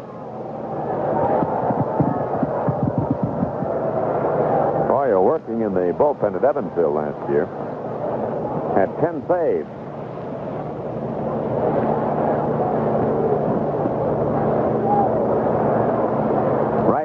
Digging in up there now with his spikes, trying to get him set. 2 men on, 2 men out. Here's the pitch to Cowan. Swung on and fouled away. He jammed him with a fastball. Don't forget, free jacket day coming up Sunday, May the 8th. The Tigers and the Brewers. A free vinyl jacket with the Tiger emblem for boys and girls 14 or under on full price tickets.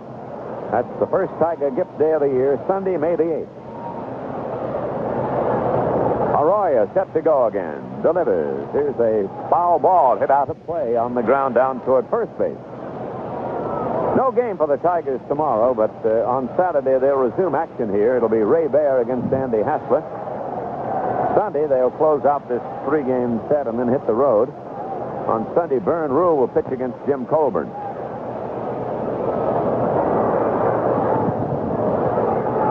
Still a strike 2 count, and here comes the pitch. Cowens takes the ball low. Royals 6, Tigers 2. We're in the 7th inning at Tiger Stadium in Detroit. Royals have doubled the Tiger hit total. The Royals have 10, the Tigers 5. Arroyo pitches. It's low, over a bit low, 2-2.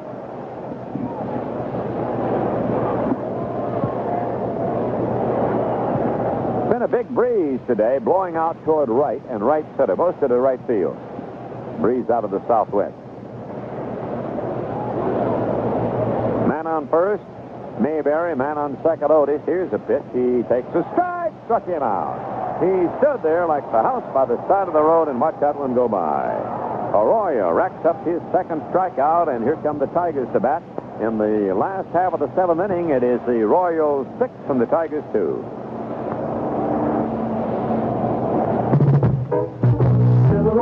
Here's something you ought to know. The fresher your spark plug, the better your car's mileage. It's just that simple.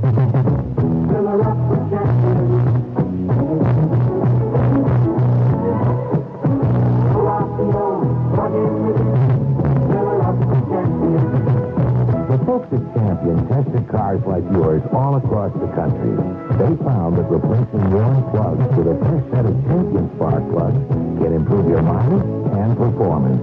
So if that sounds good to you, fill her up with Champion, the world's #1 seller. Fill her up, fill her up, fill her up with Champion. Fill up the old, plug in the new. Fill her up with Champion. Fill up the old, plug in the new. Fill her up with Champion. Fill her up with Champion. Fill her up with Champion.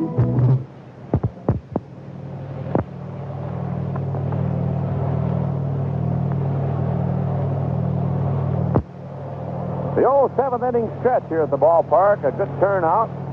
And the Tigers have not done much since the first inning when they tied the game at 2-2. Now they trail the Royals 6-2. Here's Ogilvy, 0 for 2 for the afternoon. And Ben takes a split-off curveball high and wide for a ball.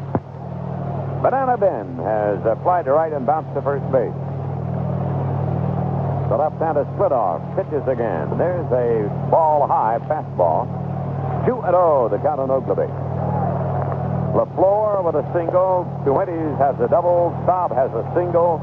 Barraza has 2 singles. Those are the Tiger hits. Here's the pitch. It's a ball over, but Ogilvy. Royals 6 runs, 10 hits. Tigers 2 runs, 5 hits. There's not been an error in the game. Now Spudoff ready to wind and pitch. Here it comes.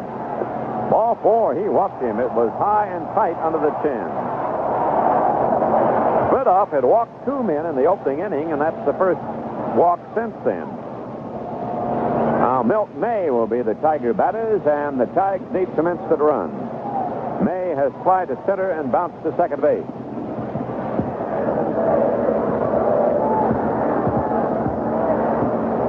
Little confab out at second base between White, the second baseman, and the shortstop for Kansas City, Freddie Patek.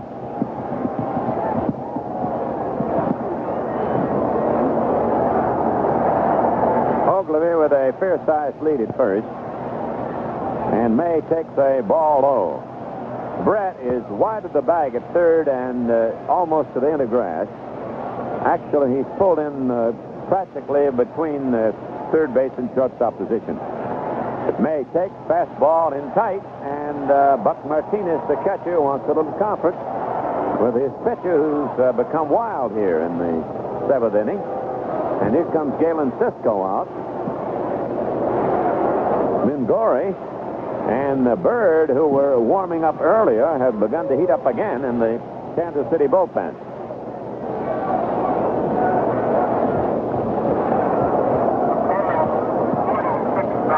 Here's the attendance. 46,807. A fine turnout on not too good a day as far as the climate was concerned. But another tribute to the fans of Detroit and their loyalty to the Tigers. That figure, 46,807. Paid admissions this afternoon. Well, the conference is over. Let's see what May will get on a 2-0 delivery from the left-hander Splittorff. Here it comes, and it's a strike. Oh, got that one in there. Usually, Splittorff is an excellent control pitcher. He's got a good curve, just a so-so fastball. Now Seth holds it at the belt. He kicks and deals, and May takes a curve. It's low. 3-1, the count on Milt. Rodriguez is waiting on deck.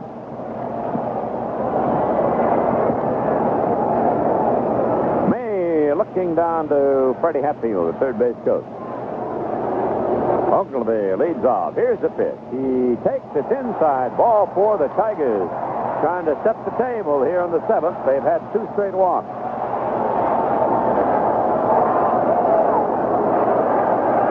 And we'll get a pitching change now for sure, because here comes Whitey Herzog. And he has motioned to the bullpen. He wants the right-hander. That will be Bird. We're going to get Doug Bird out of the bullpen now for Kansas City. Bird has had some arm problems this spring. He had a tender shoulder down in spring training. The Royals train at Fort Myers, away from almost all of the other major league clubs. So Tigers only saw them twice, once at Marchant Stadium and once down in Fort Myers. He's coming out of the bullpen now. He'll take over for Splittorff with 2 on, nobody out here in the bottom of the 7th inning. Splittorff goes 6th inning, pitches to 2 in the 7th, has allowed the 2 Tiger runs. He gave up 5 hits, walked 4, and struck out 2. Well, as Ernie pointed out, he had had some problems in the first inning. He had that shaky start. The Tigers picked up a couple of runs. He walked a pair, gave up a double and a single, but really settled down after a double play got him out of trouble in the 2nd inning and proceeded to retire 7 in a row before Tom Verizon got a single in the 5th. And he got out of difficulty there with a double play. Sets the Tigers down in order in the 6th inning, but walks the first 2 here in the 7th. And Whitey's not going to waste any time. There was some speculation earlier that Dennis Leonard would be getting the start, but Leonard did not have an impressive spring training for the Royals. And also, Whitey's looking ahead. He's got the Yankees coming into Kansas City at the beginning of the week, and he wants to have some left-handers ready. So he's going to use Splittorff and Hassler in the first 2 outings against the Tigers. So both will be available for duty against the Yankees. And, of course, most managers in the league want to use left-handers if they can against the defending American League champion. A Bird on the mound now, ready to face Aurelio Rodriguez, but there's going to be a change. Steve Kemp, with a right-hander, Bird taking over. Kemp, the rookie outfielder of the Tigers, will be making his first major league appearance at the plate. He'll be coming up in a pinch-hitting role to bat for Rodriguez with the Tigers down by 4 runs. Bird has completed his warm-up, and now Kemp walks up to the plate. Ernie? Well, Kemp making his debut, and he'll do it as a pinch batter. In the spring games, he batted .276. Last year at Montgomery, hit .289, and then at Evansville, batted .386. Steve Kemp, K-E-M-P, against Doug Bird. Kemp is batting for Rodriguez. And he takes the ball in tight. Now the Tigers' Bird is out of action. We send our best to him. But Doug Bird is here on opening day pitching for the opposition. 2 men on, nobody down. Tigers trail 6-2. There's a foul on the screen. 1-1, the count on the youngster from Southern California. It's got to be a big moment for Steve. He had seen Tiger Stadium only one other time, and that was when he came in to sign his contract. That was it. Supposed to come up late last year, and then tore his ankle ligaments on August the 29th, the same day Rodriguez was hurt. Here's the pitch outside. That was probably the palm ball. That's in the repertoire of Bird. And he got it high and outside. He's also got a pretty good fastball in his slider. 2-1 count on the pinch batter, Kemp. He swings and there's a pop-up near the plate. Martinez is under it. Now the ball is drifting, and it's foul, and nobody gets it. Martinez, Brett came all the way from third, Mayberry in from first, and the ball fell in foul territory about 12 feet to the first base side of home plate. When it started out, it looked like it was going to be directly back of the plate. Then Martinez's reaction seemed to indicate that it would be out in front of the plate. And then the wind took it some more and blew it into foul territory.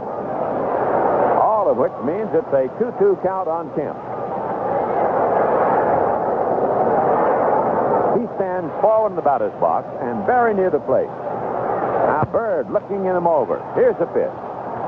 He takes a cut and misses on the palm ball.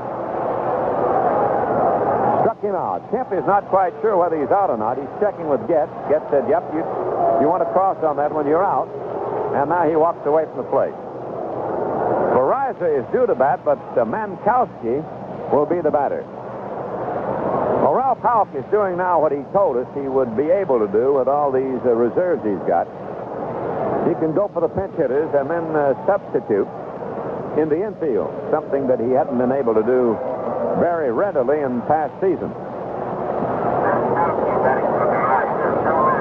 Bill Mankowski, left-hander batting third baseman at the plate, batting for Tom Verizza. There's a bounding ball to the right side under the glove of Mayberry. Rounding third is Ogilvy. He'll score. On to second goes Milt May. The Tigers get a run back as Mankowski hit a sharp grounder under the glove of Mayberry. It'll be scored as a single.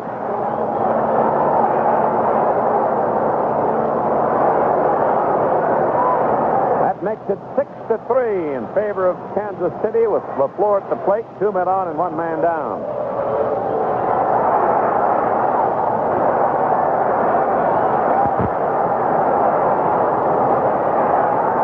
Ron LaFleur has walked, single, and hit into a force out so far. Doug Bird pitches. It's a strike called on the Tigers center fielder. Tigers trying to battle their way back in the 7th inning. They'd scored a run to cut the lead to 6-3. Minkowski on first, May with a short lead down off second base. Outfield is slightly toward right on the right-hand batting LaFleur. The pitch is swung on and rolled to foul at the plate. Just off the plate a couple of feet down the first base side. First scoring the Tigers have seen since they picked up 2 runs in the first inning. Splitoff started. Bird relieving in the 7th. Well, the Tigers starter was Roberts. Arroyo relieving him in the 6th inning. Now Bird sets and pitches. Here's a cap foul toward third. Handled down there by Coach Freddie Hatfield. And Mr. Getz, I think, wants to take a look at that one. And he is going to take it out of play.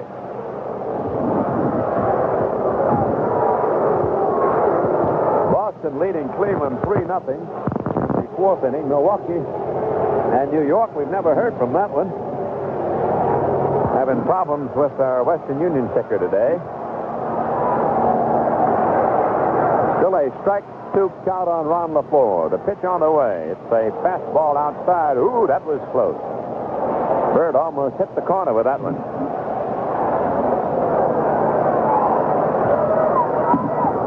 Tigers need instant runs here in the 7th. They are trailing 6-3. Bird ready, delivers, ball outside. 2-2 the count on LaFleur.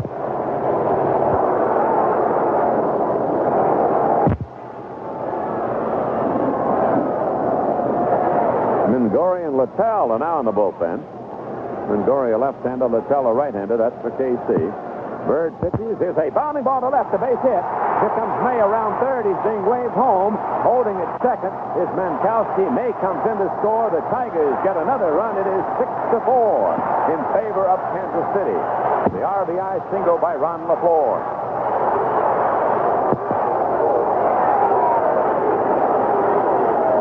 That's Ron's second hit. 2 men on.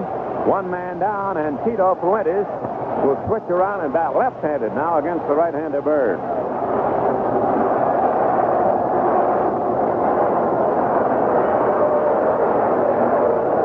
Tito has doubled and then hit into 2 sharp double plays. The last 2 times up, he had 1 hoppers right to Patek. He swings and pops it foul. It may stay in play with that breeze. Here comes Brett over. Martinez is there, and Martinez makes the catch. Again, he was troubled by the breeze, but he managed to follow that one and haul it in. Now, that leads it up to Rusty Staub here in the 7th inning with 2 men on and 2 men out. Rusty at the plate. Rusty said this spring he's going to try more for the home run this year. He was disappointed in his home run production last season. Bird on the mound, 2 men on, 2 men out in the 7th inning. And Staub takes a strike on the inside corner. He singled home a run in the first. He took a call third strike in the third. And in the 6th inning, he flied to left. All 3 of those adventures against Splittorn. Here's the pitch. It's a strike on the inside corner. Ooh, Rusty didn't like that one much. Bird quickly ahead of the hitter.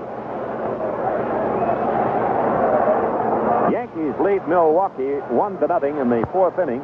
Jimmy Wynn homered for the Yanks in the 2nd with none on for the game's only run. Now the set and the pitch. He takes the ball high and outside. Staub, the type of hitter who'll go with a pitch. You'll see him hit off on the left on that outside pitch. But if he gets one he likes, he'll try to pull it.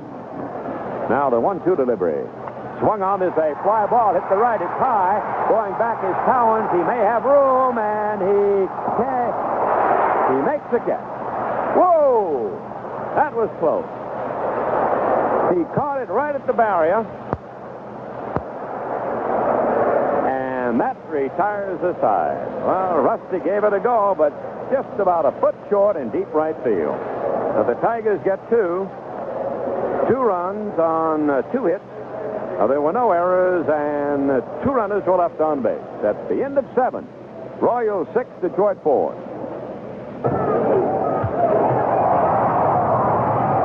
You're at bat in the Labatt's baseball trivia game. Here's the pitch. When Babe Ruth hit 60 home runs in 1927, whose record did he break? How's your memory for this one? Why not think about it over a cool, refreshing Labatt's Blue?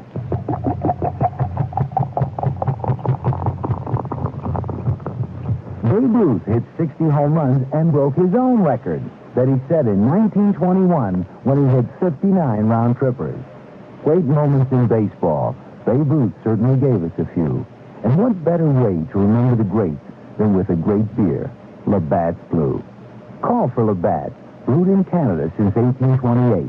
Distributed by Labatt Importers Incorporated, Buffalo, New York. Labatt's Blue is available in selected markets throughout Michigan. Jimmy Luntz zeroes in on Target Laughter every morning from 10 till noon, right here on the Goodwill station, WJR, Radio 76.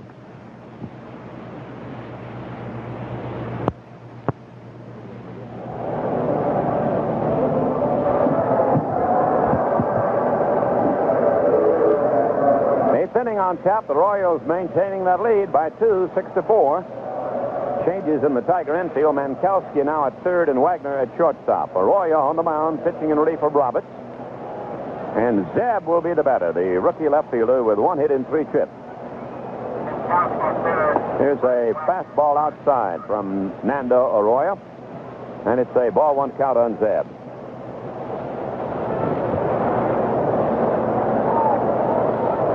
Swing and a little roller hit foul down toward third base. Now the Tigers got 2 and almost added more, but Staub's fly ball to right was picked off the fence by right fielder Cowan for the final out.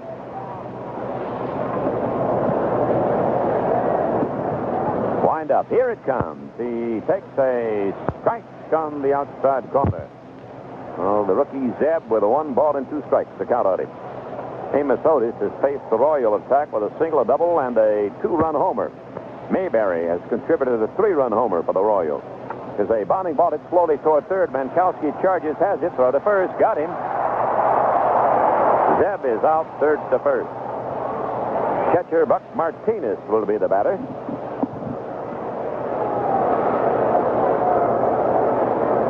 The only Royal run not accounted for by homers came in the 4th inning with 1 out. Zeb single took third on Martinez's single, and then Patek hit into a 4th out to get that run in. Tigers got 2 of their runs in the 1st inning and added 2 in the 7th. Here's a strike call. The 2 in the 1st for the Tigers came on a walk to double by Fuentes and a single by Staub. And the 2 in the 7th, walks to Ogilvy and May, and singles by Mankowski and LaFleur. There's a pop-up back of first base. Thompson is there. He has it. It was a foul ball by 5 feet. Well, that's the first ball they've hit in the air for a putout off Arroyo. That's right. He got 3 ground balls in the 6th inning, 1 in the 7th, and 2 strikeouts in the 7th. A grounder here in the 8th. He had excellent control. And that's the way you like to see it when you're pitching relief. Keep that ball on the ground if possible. Here's Freddie Patek. Bounced out 3 times. He takes a strike. Fred's hit the ball to his shortstop counterpart each time.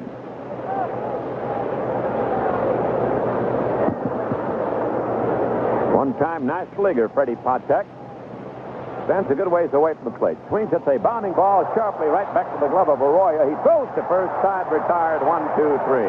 Here comes Detroit in the last half of the 8th, and the score, the Royals 6, the Tigers 4. From the drifter in Alaska, the roustabout in Texas, from the driver in Atlanta, to the welder in Wyoming. Getting all out on the ground is one thing. Turning it into something people can use is another. We got people together we thought could do it better, and we called the company Marathon. From the engineer in Denver to the trucker in Ohio, from the salesman in Chicago, foreman in Nebraska, we got together to do it better.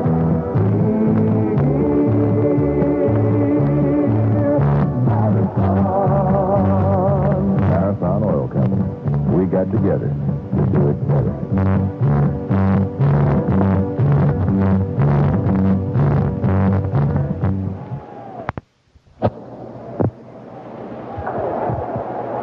Tigers need instant runs. They are trailing by 2, 6-4. Here's the last half of the 8th inning on opening day, 1977.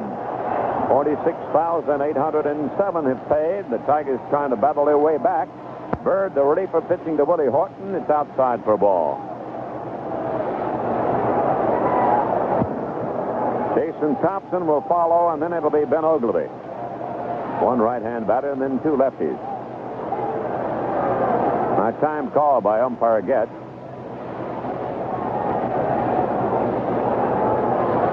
Here's a pitch. Swing and a miss. That was a breaking ball. Well, they got a little bit too far out in front of it. Outfield deep to left on Will. Playing in left field here on opening day.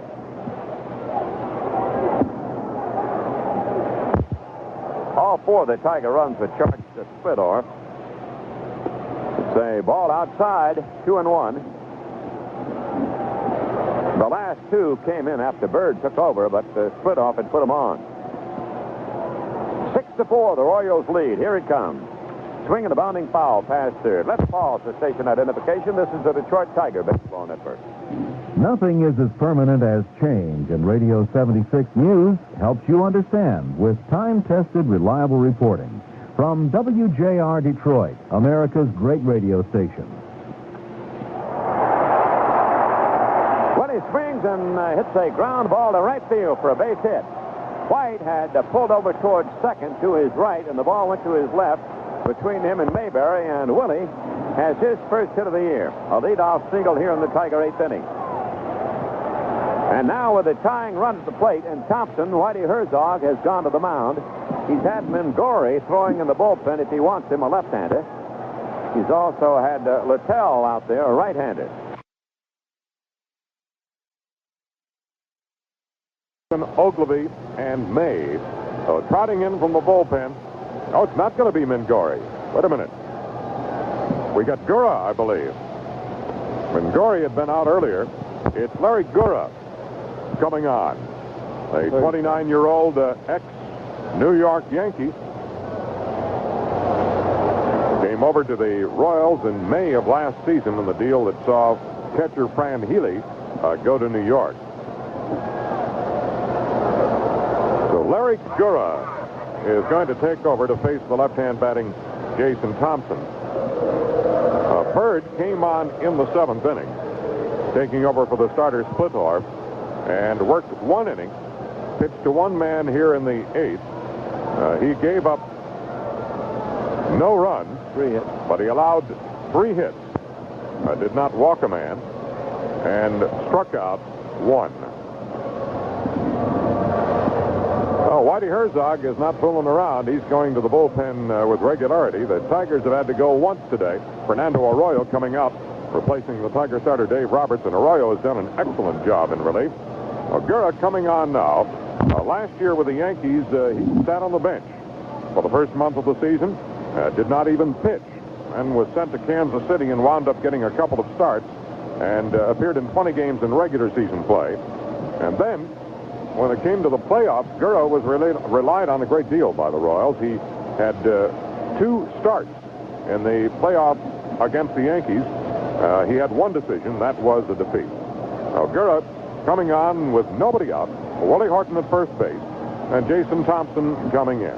Ernie? And Whitey still has Littell in the bullpen and also Mingori. Well, he's keeping them busy, and the Tigers have Grilli throwing their bullpen.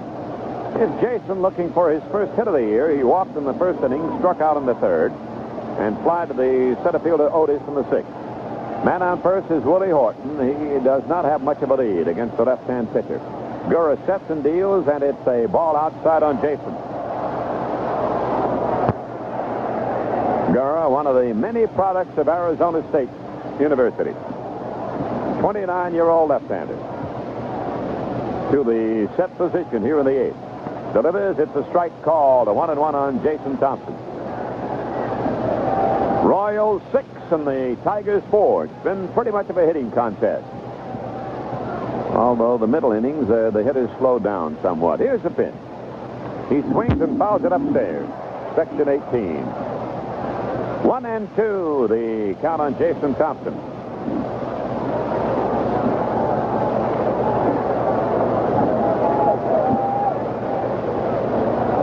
Gurra has a fastball, a slider, and a pretty good changeup.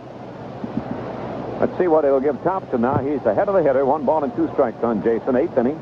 Royals lead by 2, 6-4. The Tigers have a man on and nobody down. Here's a pitch.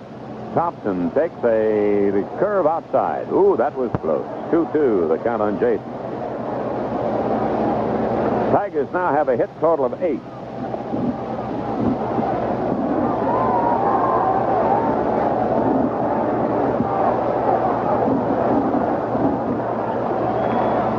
Time called at the plate. Thompson not quite ready. He steps back in to face the left-hand pitching of Larry Gurra. Here it comes. He takes the ball, going outside. And that'll be the full count now on Jason. That was the changeup that Gurra gave him on 3-1. Jason standing fairly near the plate, waiting on the left-hand reliever's next pitch. Here it comes. He takes a strike, struck him out. Got a fastball in above the knees. Jason thought it was too low, but he was wrong, and the decision of the plate umpire gets is strike 3. Oh, that brings up Ben Oglivie.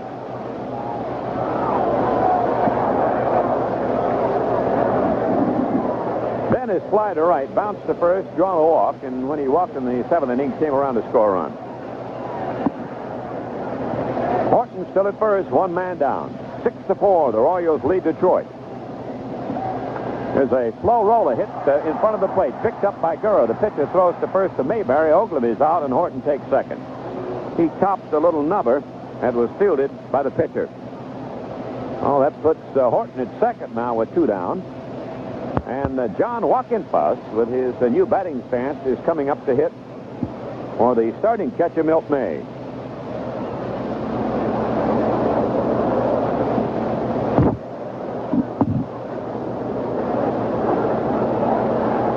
He'll be the 3rd pinch hitter that Houck has used in the last 2 innings.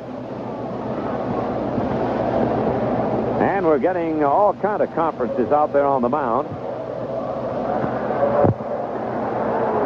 The infield of Kansas City talking over the situation. The battery talking it over. Meanwhile, their bullpen keeping busy. And John Wockenfuss will be the batter. Speaking of pinch hitters, probably the premier pinch hitter in Tiger history on hand here today again, Gates Brown. Yes, sir. The Gator himself. He's looking good, too, isn't he? Yes, he is. Johnny Gehringer's here. Al Kaline's another one we saw. Ray Herbert. Probably some others that we didn't run into. I think Whitey's going to make a pitching change, Paul. Oh, he's moving them in and out of there in a hurry, but he's got great depth in that bullpen, and he's making good use of it here this afternoon. Tigers had announced, or the umpire had made the announcement that Wockenfuss is officially in the ball game as the pinch hitter. And so the right-hander, Mark Littell, is coming out of the bullpen. Gurra did his job. He came on, worked at just 2 men, struck out Jason Thompson on a 3-2 pitch, a called 3rd strike, and got Oglivie on a little nubber out in front of the plate. The Tigers with a man in scoring position, Horton at second base, and they make the change to Wockenfuss, a right-hand batter, replacing Milt May. And John is, well, let's see, he's going to be doing the batting anyway because May is out of the ball game. So Littell takes over. Gurra pitches 2/3 of an inning and allows no runs, no hits, and gets 1 strikeout, no walks. Well, the 4th pitcher to be used by Kansas City on opening day will be Mark Littell, who had a sensational year last season.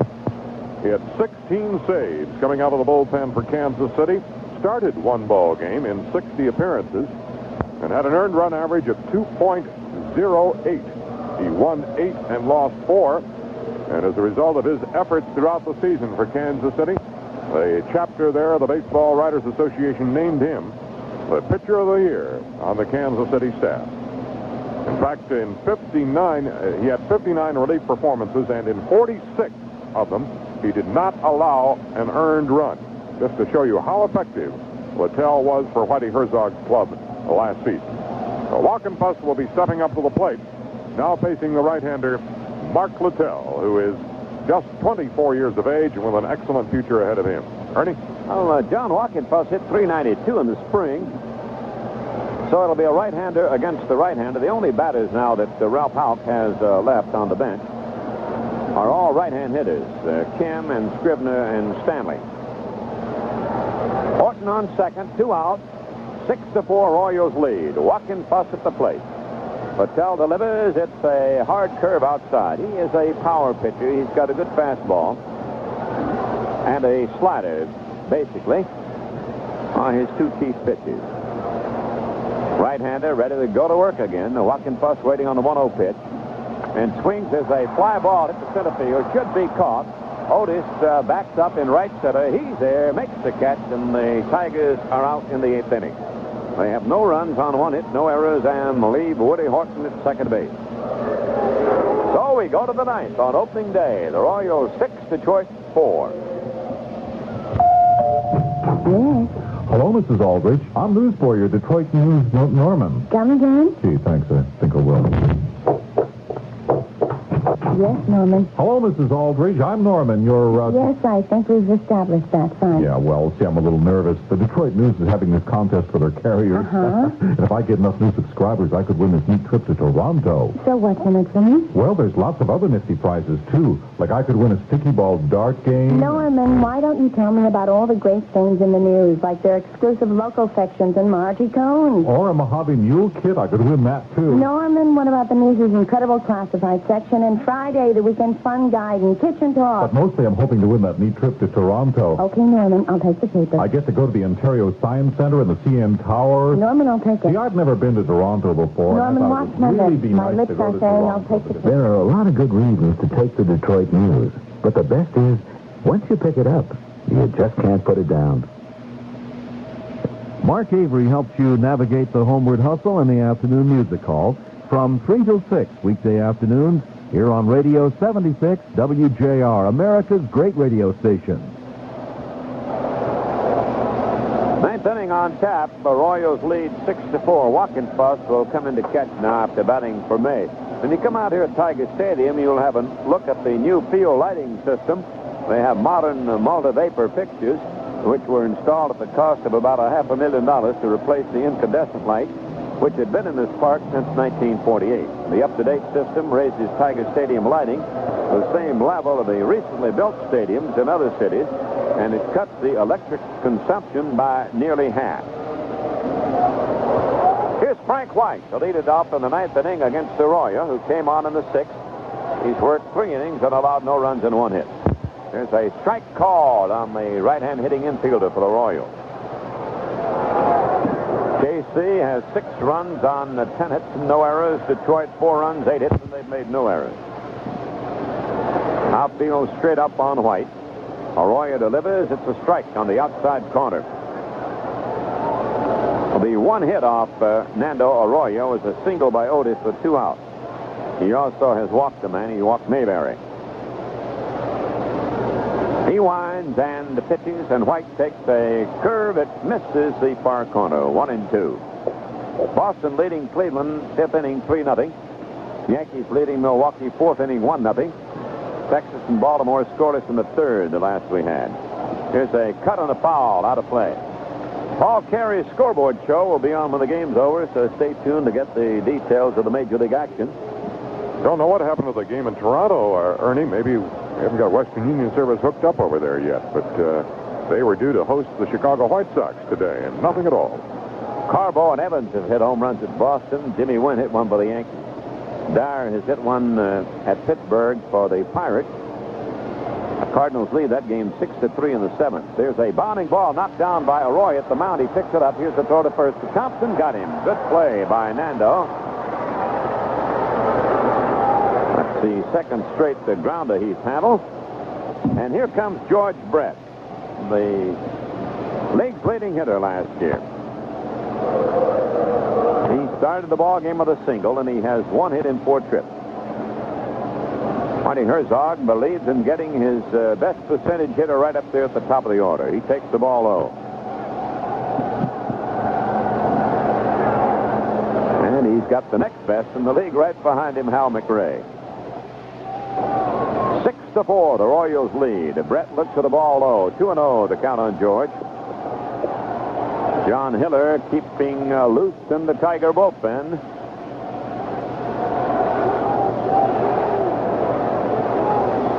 Tigers have never been ahead in this game. There's a little chopper hit foul down the first base side. Walkenfuss grabs it on a couple of hops. Well, good eyesight is a requisite for top-notch leadoff man. Davy Jones, the old Tiger player, said his fine eyesight was due to the fact that every night before he went to bed, he ate Limburger cheese on rye and drank 2 bottles of beer. That's what all leadoff hitters need. Here's a strike on the inside corner on Brett. I'll bet on the road he didn't share a room with anybody.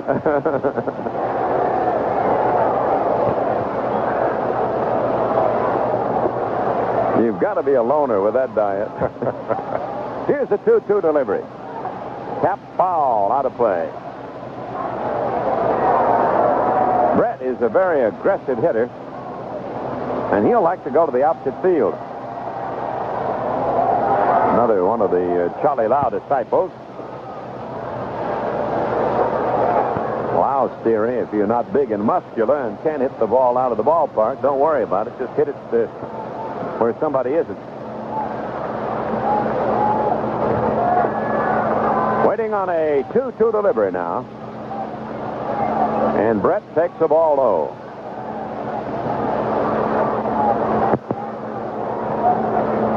McRae on deck shouting something out to George, and he listens to him and steps back into the batter's box. Nando ready to go to work again. Here's the windup in the 3-2 pitch. He swings and fouls it away. Right back to the on-deck circle. Done a remarkable job on the field here, Ernie, because it's got a lot of water and moisture in the last month. The warning track particularly was a tough job to handle. Well, we appreciate our great ground crew here at Tiger Stadium. Now the windup, the full count pitch again, and he walked him.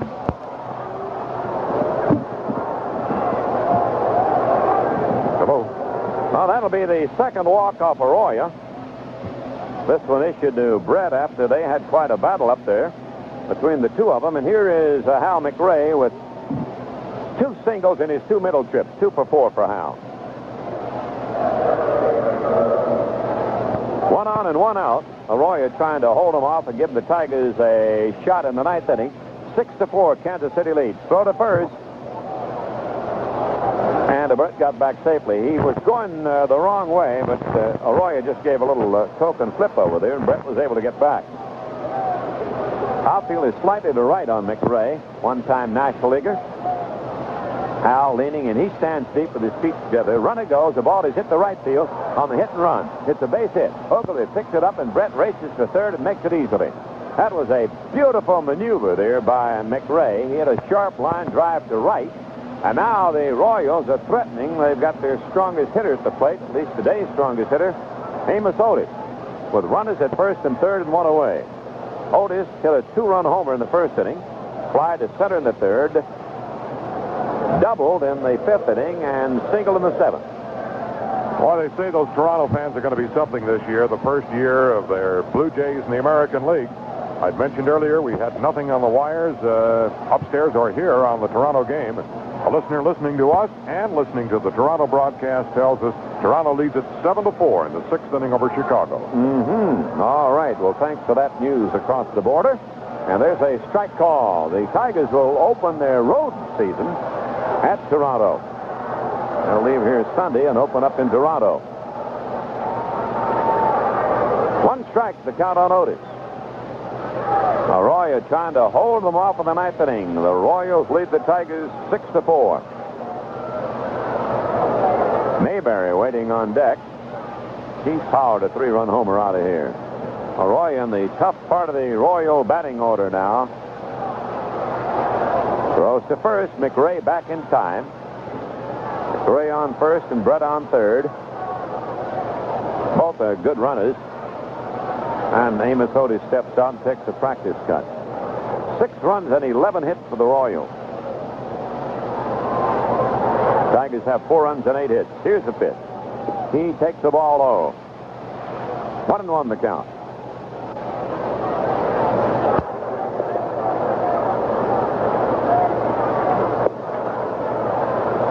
He won an 18.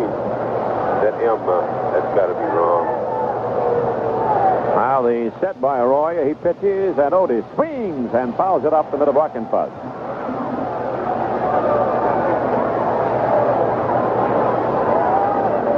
Hiller still heating in the Tiger bullpen, and now Mr. Getz will dust off the plate for everybody.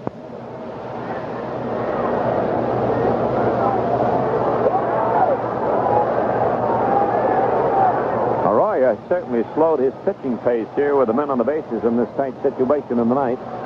Royals ahead by 2-6-4. Sets, delivers. Here's a ball outside. He seemed to be forcing that one a little bit. 2-2. McRae with 3 hits and Otis with 3 hits. They face the attack. Brett has 1. Mayberry 1. That 3-run homer. Cowens has a double. Zeb has a single. Martinez has a single. Those are the hits for the Royals. Now Otis steps away from the plate for a moment.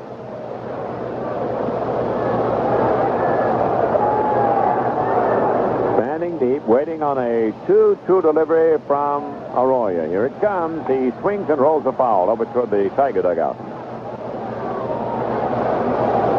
Tiger hits 2 by LaFleur, both singles. He's also had a walk. 2 for 2 for Verizon before he left. Mankowski, who batted for him, has 1 for 1. Now then Horton has a single. Rusty Staub a single. And an RBI double for Tito Fuentes. Arroyo ready again, but he's going to flip a little lob over to first base. McRae back safely.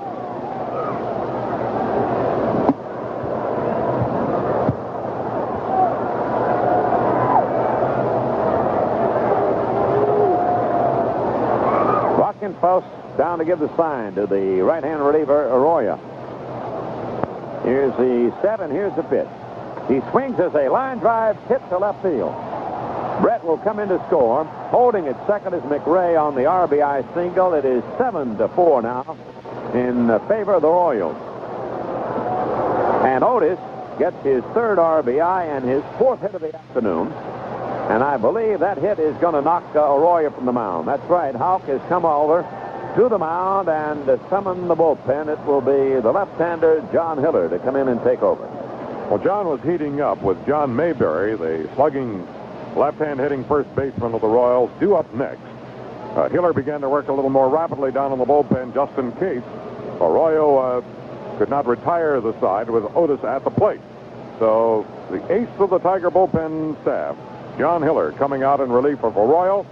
And Fernando leaves, getting a nice round of applause. He gave up a run here in the 9th inning, but when he took over in the 6th inning, he really put the stopper on the Royals. He set them down in order in the 6th, gave up a single and a walk in the 7th, set them down in order in the 8th inning, and got the first out in the 9th before the walk to Brett opened up the way to further scoring by Kansas City here in the 9th inning. So Arroyo goes a total of 3 1/3 innings and is allowed the 1 run. He's responsible for the 2 men on base. Fernando gave up 3 hits. He walked 1, and that was an intentional pass. I beg your pardon, he walked 2, and he struck out 2. John Hiller taking over for the Tigers now here in the 9th inning with Mayberry coming up to the plate. Runners at first and second with 1 down and 1 run in for Kansas City. Hiller now 34 years of age. Had 13 saves last year. He won 12 and lost 8. Remember at the end of the season over in Milwaukee, John got a start. It was his first start in 4 years. And he pitched a 4-hit shutout. But he said, don't consider that as an omen for the future. He had no plans to become a starting pitcher, nor did Ralph Houck have any plans for him to become a starter. But he just wanted to try John in a starting role, and he performed brilliantly. Now he's coming out of the bullpen as he has been doing with so much success in the last 4 seasons. Ernie?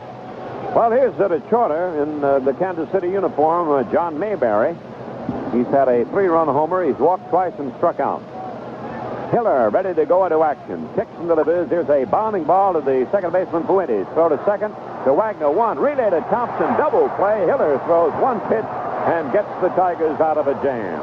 However, the Royals get a run in the 9th inning. 1 run on a walk and 2 singles. There were no errors and 1 man left. We go to the last half of the 9th inning. Kansas City 7, Detroit 4.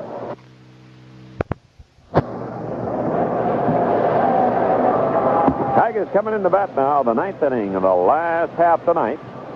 Kansas City, 7 runs, 12 hits, no errors. Detroit, 4 runs, 8 hits, no errors. Wagner will lead it off. Mark Wagner, the youngster who was inserted at shortstop after Kemp batted for Rodriguez in that spot in the batting order. Wagner hit .273 in the spring. Littell delivers. It's a strike called on the young Ohioan. Mark Wagner, he'll be followed by Mankowski, and then the top of the order, LaFleur. Is a strike. He got a fast one over on the outside corner, so Mark Littell quickly gets ahead of the first Tiger batter, Mark Wagner. Here's a bounding ball hit on the right side of the infield. White has an easy chance. Throw to Mayberry, and there's one away. That will bring up Mankowski, who came in and delivered an RBI single in a pinch hitting role in the 7th inning. 1 for 1 for Phil.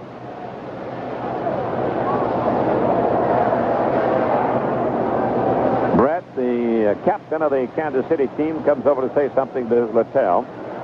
Split off started. Bird in the 7th, Gurra in the 8th, Littell in the 8th inning. The Tigers have used 3, Roberts, Arroyo, and Hiller on the mound. Fastball wide of the plate. Littell just rearing back and letting it go.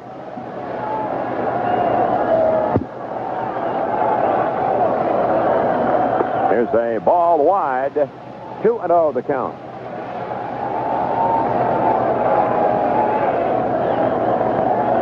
Tigers need some instant runs. They trail 7-3 in the 9th inning. Strike. There's the fastball across the middle. Next Tiger game will be right here Saturday. We hope you'll be out with us. Same 2 teams. Swing, fly ball, center field. Otis going back. It should be caught. He's there waiting. He gloves it, and there are 2 Tigers out with nobody out of the 9th. For the top of the batting order, Ron LaFleur stepping in. LaFleur has walked, single, hit into a force, and he drove in a run with his 2nd single. Well, Ron officially has 2 for 3. He is the final chance for the Tigers. He's got to keep it going. Mark Littell, a big, hard-throwing right-hander. Ready for action now. Pitches. It's a strike. He got a blazer over.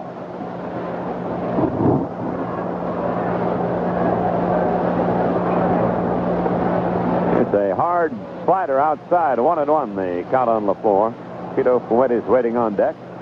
46,807 the paid attendance today on opening day in 1977. Here's the motion and the pitch. Swing and a miss on a breaking ball.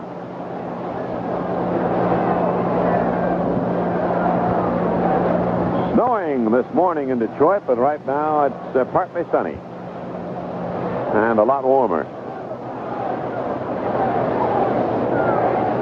Royals ahead, 7-4, 9th inning. The Tigers have 2 outs, a 1-2 pitch coming up to LaFleur with nobody on. Here it is. He takes a cut and misses. The game is over, and the Royals win on opening day against the Tigers in the 9th inning for Detroit. No runs, no hits, no errors, and nobody left. And the final score today at Tiger Stadium, the Royals 7 and the Tigers 4.